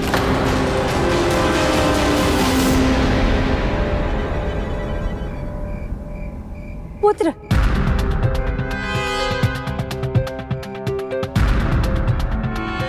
पुंडलिक को लेकर जो सुना था, ये तो उसके विपरीत है। मुझे दिवाकर को यहाँ नहीं छोड़ना चाहिए। भ्राता, तब आप हमें अनुमति दीजिए। चलो दिवाकर, अंतिम नौका छूट गई तो। किंतु पिताजी, आपने तो मुझसे यह कहा था कि मैं भैया और ताऊ जी के साथ रहकर उनसे अच्छी सीख लूंगा। हाँ, कहा था, किंतु अब नहीं। अब हमें जाना चाहिए। चलो पुत्र। किंतु पिताजी। चलो। अनुज, चिंता मत करो, ये पड़ोस के लड़के फिर नहीं आएंगे। दिवाकर पर उसका कोई प्रभाव नहीं होगा। दिवाकर हमारे साथ रहा तो अच्छी संगति में ही रहेगा, अच्छी बातें ही सीखेगा। हाँ पिताजी, मैंने ताऊ जी के बारे में कितना कुछ सुना है। मैं उनसे ही सीखना चाहता हूँ। मुझसे अवसर मत छीनिए पिताजी।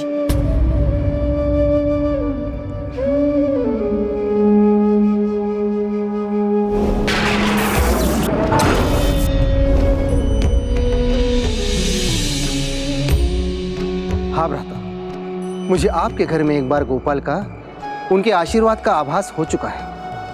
इसलिए मुझे आपके शब्दों पर, आपके मार्गदर्शन पर विश्वास है। मुझे आशा है आपसे शिक्षा प्राप्त करके ये सुपथ पर चलेगा, नेक, सदाचारी और सज्जन बनेगा, वो नहीं जो आपका पुत्र पुंडलिक बनता जा रहा है।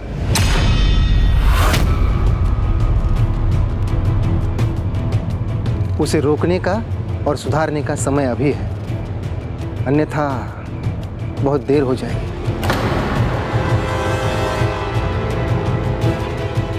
मुझे आज्ञा दीजिए।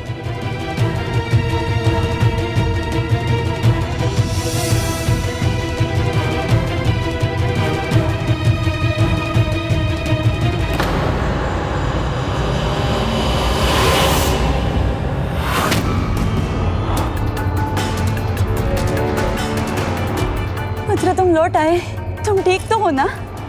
कहीं आहत तो नहीं हुए ना? इतना दुर्व्यवहार जिसकी कोई कल्पना भी नहीं कर सकता था, वो किया है आज पुंडलिक ने। माता पिता का मान रखना संतान का कर्तव्य है, और मैंने आज उसी कर्तव्य को भंग कर दिया। किंतु अब मैं क्या करूं?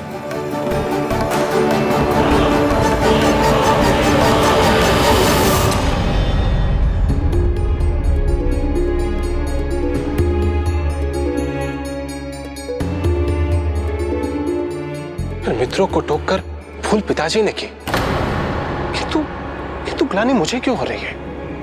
मेरा भाई अब मुझे आकार लेते हुए दिख रहा है। एक पिता की पीड़ा उस कुंभार के जैसी होती है जिसके सामने उसके प्रेम से बनाए गए घड़े में दरार पड़ जाए और वो चाह कर भी कुछ न कर पाए। हमारे पुत्र के भी आचार विचार और संस्कार में दरार पड़ रही है और मैं मुख रखकर देखने पर विवश हो रहा हूं।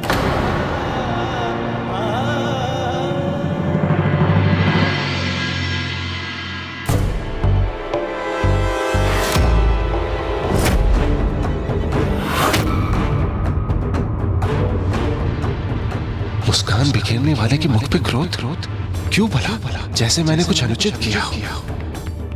प्रभु, आपके मूरत में क्रोध का भाव क्यों अनुभव कर रहा है पुंडलिक?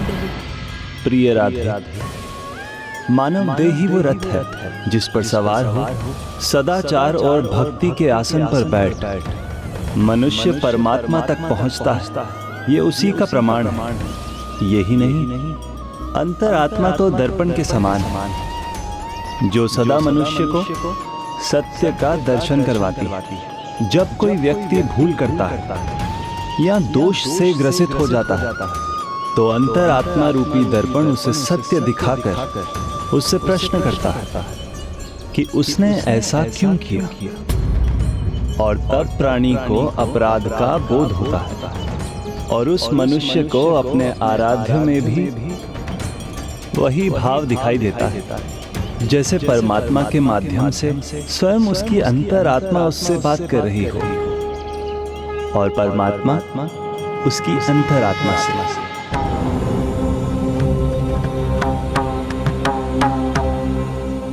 गोविंद, अब मुझे ऐसे मत देखिए। आपने देखा ना आज कितने साहस का परिचय दिया मैंने। पिताजी की सीख को पूरा किया मैंने। उस चोर से रूपमती की रक्षा कर धर्म का पालन किया। वो गांव के युवक मेरी प्रशंसा ही नहीं कर रहे थे, उन्होंने तो मेरा सम्मान करने के लिए मुझे शीश पर बैठाया। उसके विपरीत पिताजी ने क्या किया ये आप भी अच्छे से जानते हैं गोविंद। टोका ही नहीं, अपमान किया मेरे मित्रों का। जहां सब उसकी प्रशंसा कर उसे भूल करने में प्रेरित कर रहे हैं तो उसे तो रोकना ही था ना मुझे। मेरी प्रशंसा क्यों नहीं देख पाए वो? उन्हें लौटाने के स्थान पर उन्हें भी मेरी सराहना करनी चाहिए थी। सराहना तो मैं भी करना चाहता था, प्रभु साक्षी है। किंतु जब मैंने देखा अपने कंधों पर उठाकर युवक उसे भटका रहे हैं। गोविंद, उन्होंने मुझे अपने कंधों पर उठा लिया तो क्या अपराध किया? वो मेरे साहस के कार्य को देखकर अति उत्साहित हो रहे थे। हाँ, प्रेम गुरु बोल के उन्होंने थोड़ा अधिक तो कर दिया था, किंतु उससे किसी को क्या हानि हो सकती है भला? प्रश्न हानि और लाभ का नहीं है, संगति और संस्कार का है। पुंडलिक युवकों के साथ इसी प्रकार से रहा तो उसका पतन निश्चित है। तो इसी कारण उसे धुतकार कर भेजा तो क्या गलत किया मैंने गोपाला? हे गोविंद, आप ही बताइए मैंने क्या अनुचित किया? प्रभु, पिता और पुत्र के इस विचारों के मतभेद में आपका साथ किसे मिलेगा? अथा हिंसा क्षमा सत्यम ऋषध्रीन्द्रिय संयमा दान मिज्जा तपोध्यानम दशकम धर्म साधनम। अर्थात अहिंसा, क्षमा, सत्य, लज्जा, श्रद्धा, दान, यज्ञ, तप और ध्यान, ये 10 धर्म के साधन हैं और भगवान को सदा उन्हीं साधनों के साथ रहने वालों के साथ रहते हैं। चिंता मत कीजिए स्वामी, मुझे पूर्ण विश्वास है हमारे प्रभु गोपाला हमारे पुत्र को कभी भटकने नहीं देंगे।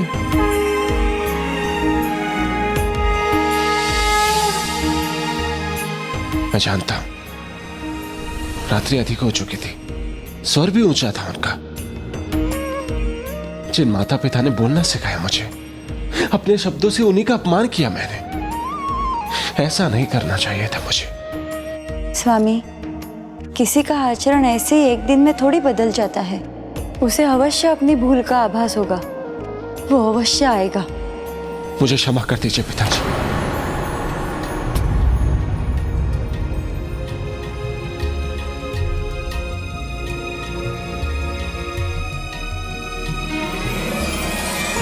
ज्ञात नहीं मैं ऐसा व्यवहार कैसे कर बैठा।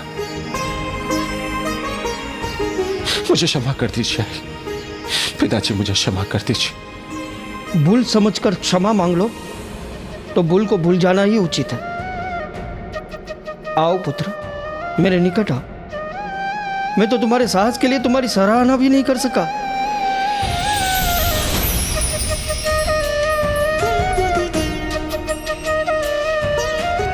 देखा प्रभु, पुंडलिक की अंतरात्मा ने पुंडलिक से परमात्मा की बात मनवा ही ली। अब धर्मानुसार कार्य किया उसने। अंतरात्मा का स्वर सुने तो पुंडलिक का भला ही होगा, किंतु अब जब उसकी संगति बदल रही है तो क्या उसकी अंतरात्मा उसका मार्गदर्शन कर सकेगी? क्या वो सुनेगा अपनी अंतरात्मा की पुकार? हे गोविंद, हे प्रभु, आपका कोटि कोटि धन्यवाद। आपके मार्गदर्शन से मैं उचित पद पर लौट आया। धन्यवाद प्रभु, धन्यवाद।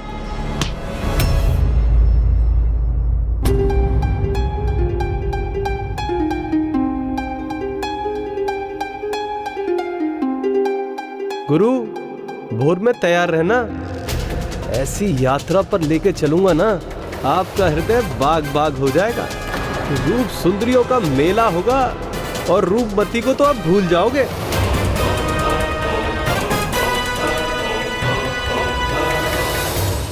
रूपमती,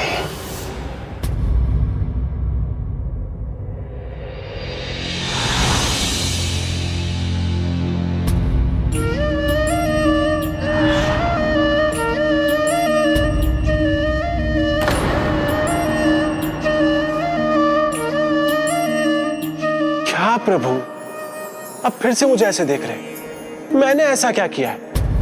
मैंने स्वयं स्पर्श थोड़ी किया था। वो आई थी मेरे पास, मेरी भुजाओं में सुरक्षित होने के लिए।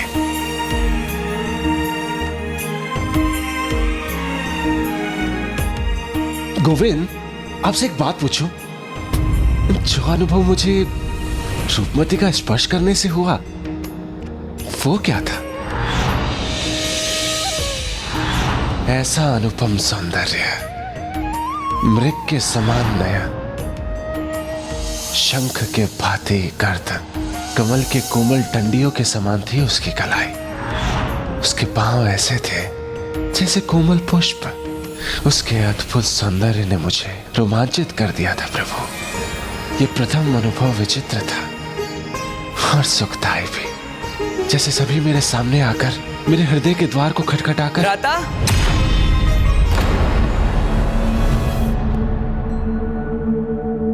क्या हुआ दिवाकर? आज दिन में आपने ही तो कहा था ना भ्राता कि मैं आपके साथ रहूंगा, आपके कक्ष में। हाँ, तुम इसी कक्ष में रहोगे। आओ, ये मुझे दे दो।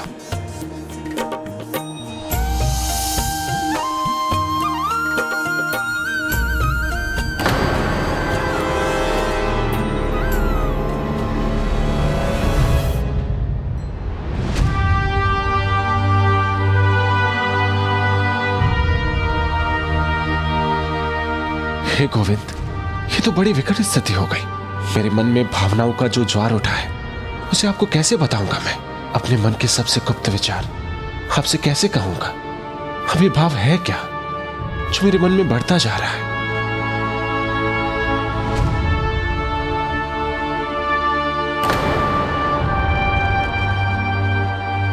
अब आप सो जाइए भ्राता, फिर भोर में हमें उठ के ताऊ जी की पूजा के लिए पुष्प भी तो लाने हैं।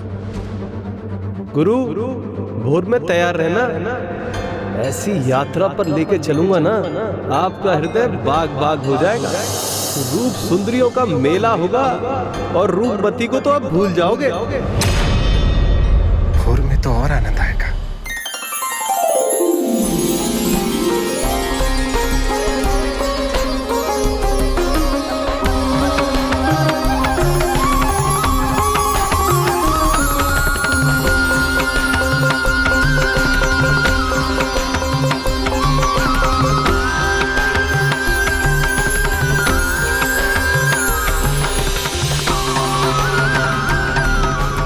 उठिए भाऊ, भोर हो गई है।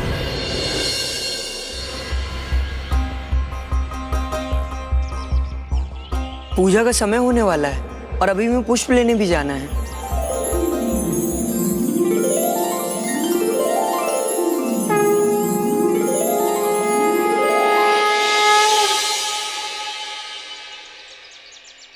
प्रणाम पिताजी।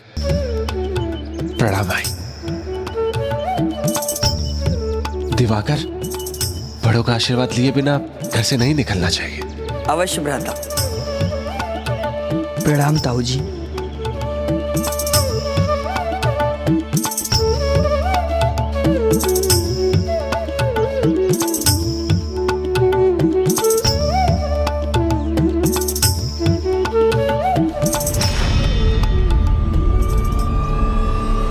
ये मंडली फिर आ गई। प्रेम गुरु, भोर होते ही निकल आए, हमारी प्रतीक्षा भी नहीं की। कल की बात से कुछ अत्यधिक उत्साहित हो गए थे ना, किंतु अच्छा हुआ निकलते ही आप हमसे टकरा गए। आइए हमारे साथ चलिए। नहीं, मैं तुम्हारे साथ नहीं चल सकता। मुझे पिताजी की पूजा के लिए पुष्प लेने जाना है। ओह गुरु, कल की घटना का आप पे कोई प्रभाव ही नहीं पड़ा? वही ढाक के 3 पात। जो कुछ भी समझे, मुझे पूजा के लिए पुष्प लेने जाना है। अरे आपको पुष्प लेने जाना है ना, तो चलिए हमारे साथ। ऐसे स्थान पर लेके जाएंगे जहाँ पे सुंदर पुष्प मिलेंगे। बैठिए, बैठिए। मैं स्वयं ले आऊंगा। अरे कहाँ लेके जा रहे हो? अरे कहाँ लेके जा रहे हो? बैठो, मैं चला जाऊंगा स्वयं। अरे कहाँ ले जा रहे हैं आप लोग भ्राता को? भाई तुम तो लौट जाओ। जिस स्थान पर हम जा रहे हैं ना, वहां पे तुम्हारी कोई आवश्यकता नहीं है। लेकर कहाँ जा रहे हो मुझे? अरे चलिए तो सही। लेकर जा रहे हो? प्रेम का गुरु कौन है? मन का स्वामी कौन है? प्रेम का गुरु कौन है? मन का स्वामी कौन है? धर्म कर्म का अनुयायी इतनी सरलता से अपने पद से भटकने वाला था? विकार तो उस चोर के समान है जो आत्मा पर सेंध लगाए रहते हैं। थोड़ा सा भी अवसर मिले तो काम, क्रोध, मोह, लोभ, मद, मात्सर्य एक बार विचारों में आ जाएं तो वो फिर रुकते नहीं। यदि उनको पहचान कर उनसे छुटकारा ना पाया जाए तो बड़े से बड़े धर्मात्मा भी पथ भ्रष्ट होकर अपने विनाश की ओर बढ़ जाते हैं। अरे ये तो बताओ, मुझे लेकर कहाँ जा रहे हो? चिंता मत करो गुरु, आपको जहाँ लेके जा रहे हैं ना, वो रूप का सागर है। आपके छलकते मन के गागर को वो भर देगा।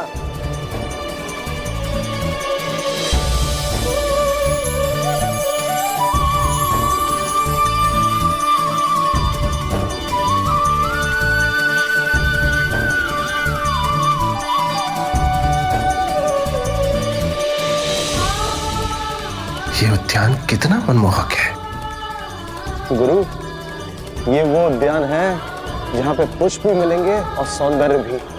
आप देखते रह जाओगे।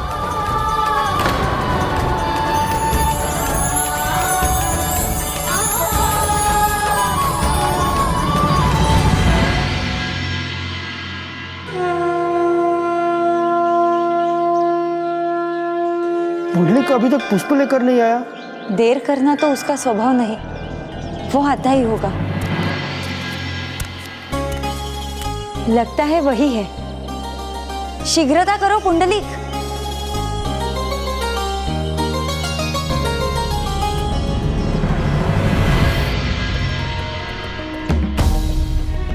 क्या हुआ ताऊ जी? क्या मैं गलत पुष्प लाया हूँ? नहीं, तुम उचित पुष्प लाए। लाओ दो। ये लीजिए ताऊ जी। पुत्र, पुंडलिक नहीं आया? वो कहाँ रह गया?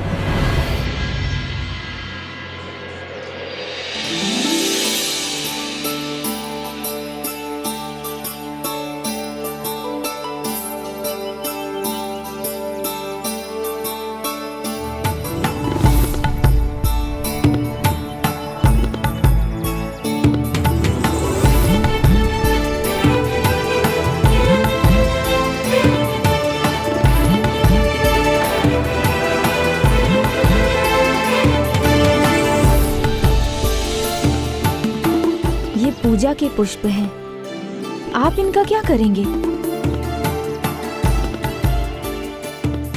वो मैं सुनो,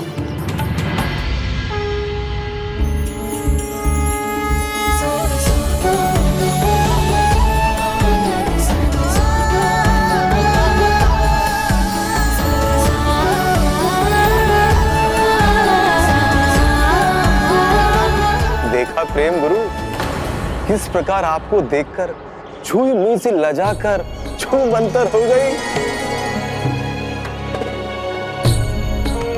ये तो पूजा के पुष्प है, इनका आप क्या करेंगे?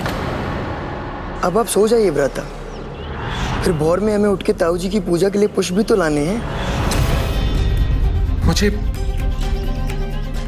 पूजा के लिए पुष्प लेके जाना है।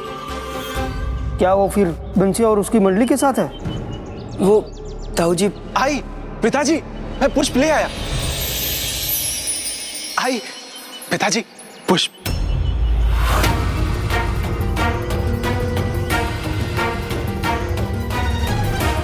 पुष्प तो आपके पास में है।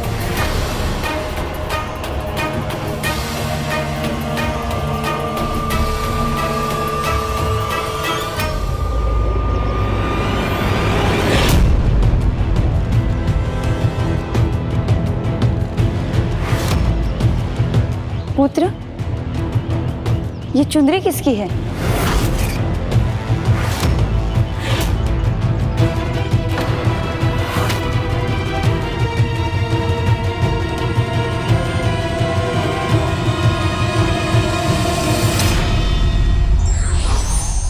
धर्म एक सुमार्ग है जिस पर चलने से सुफल मिलता है, वहीं अधर्म कुमार्ग है जो गर्त की ओर लेकर जाता है।